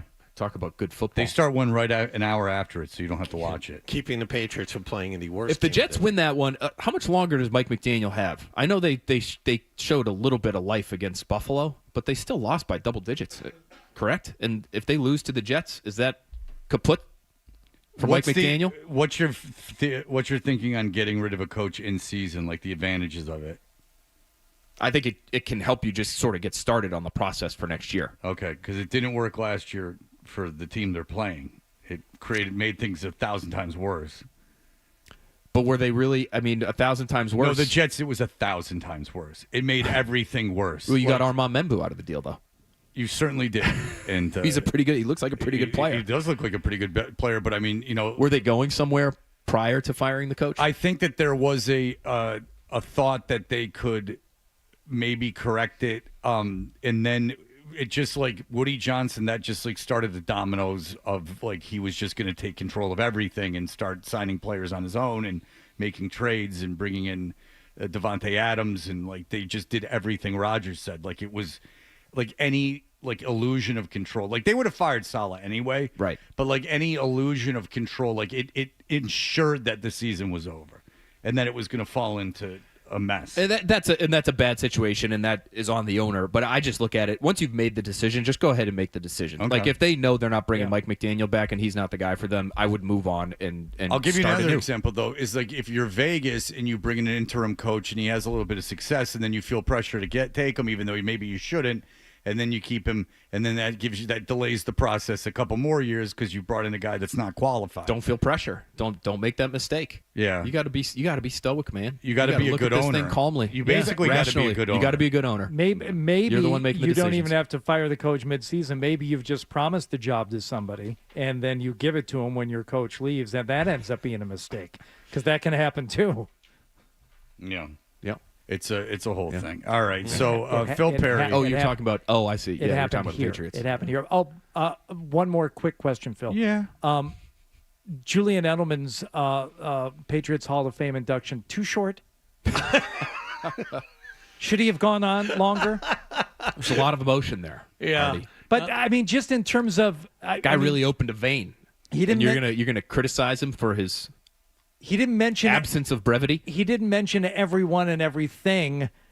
He left out, I'm sure, a handful of people. Including you. He met while you're a member of that pre and post game show, team sponsored pre and post game show for years. Yeah, you're part of the organization. Perillo, Dussault, they all got name checked. The entire building. I mean, would you have liked it to have gone on over an hour? It was shy of an hour. Should it have gone on longer? Yes. Yeah. Yes, to answer your question. I'll give you an example. I know someone who's speaking at a funeral today, and they were asking me advice and I said, no one ever said a speech was too short.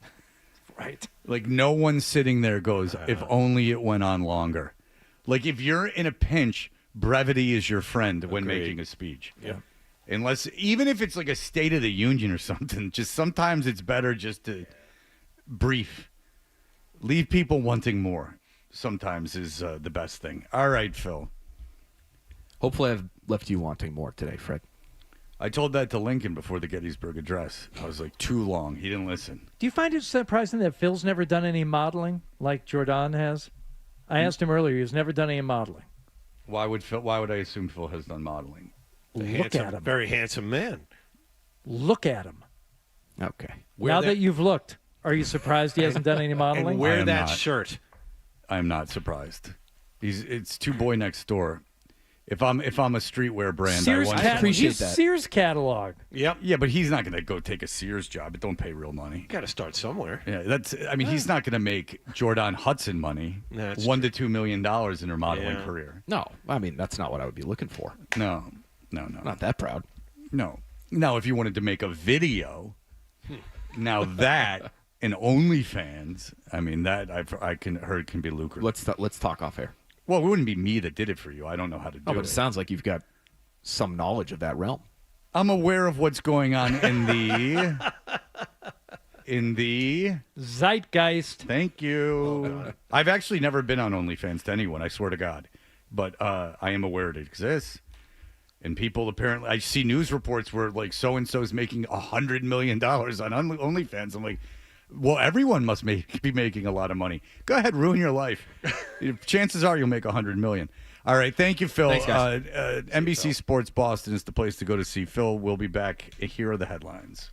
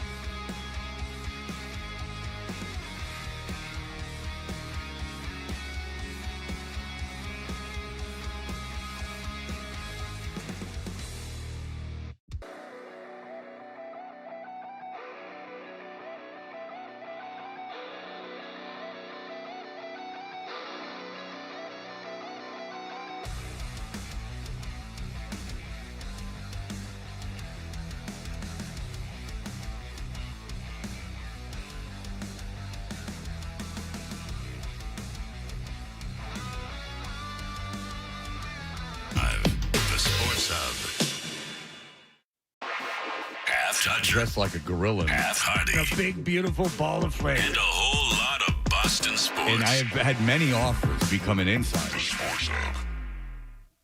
We know what you're thinking. What could I possibly have missed from the show?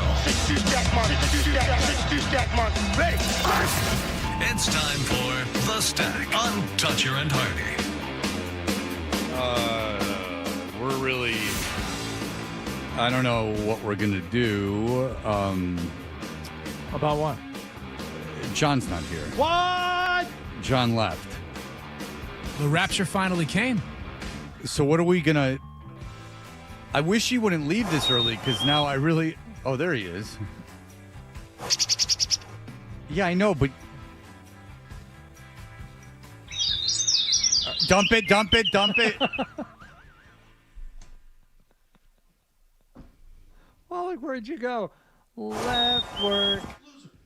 Left early. When you said, why can't your wife take your kids, you said, no answer. She's the boss. She works from home. I had to leave the show that's live early.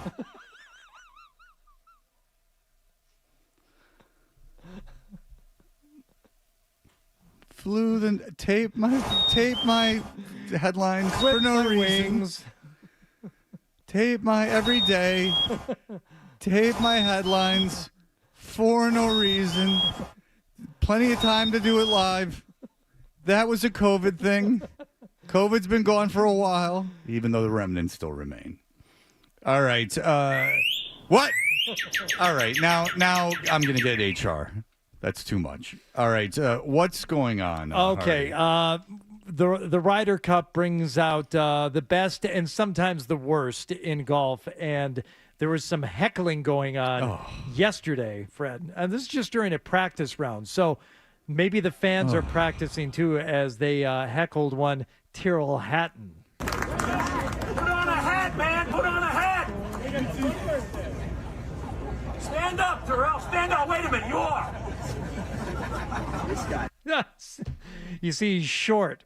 So he's telling Tyrrell Hatton to stand up. And he said, you already was. I hope he was arrested. He was not arrested or removed from the grounds. But let me tell you something, Fred. We can only hope the U.S. fans show up in droves like they did a couple of years ago. This group of fans has resurfaced because I don't know how this didn't go viral at the time.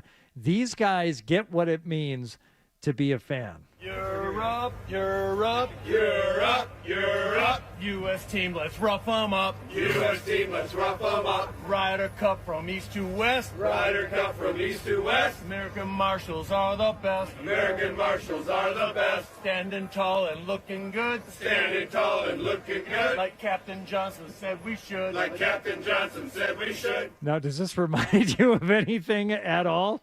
Oh, and man, he's going to cruise. Yeah, I mean, if you take out the street cred of those guys in San Diego.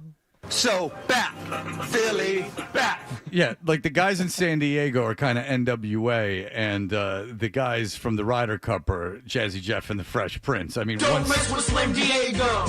Yeah, one's sanitized for the people, one's just street toughs, celebrated in the parking lot.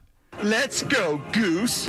Again, the most embarrassing video, I believe, in the history of the internet because no one's intoxicated. It was rehearsed beforehand, and it's adults. That's a trifecta. So back, Philly, back.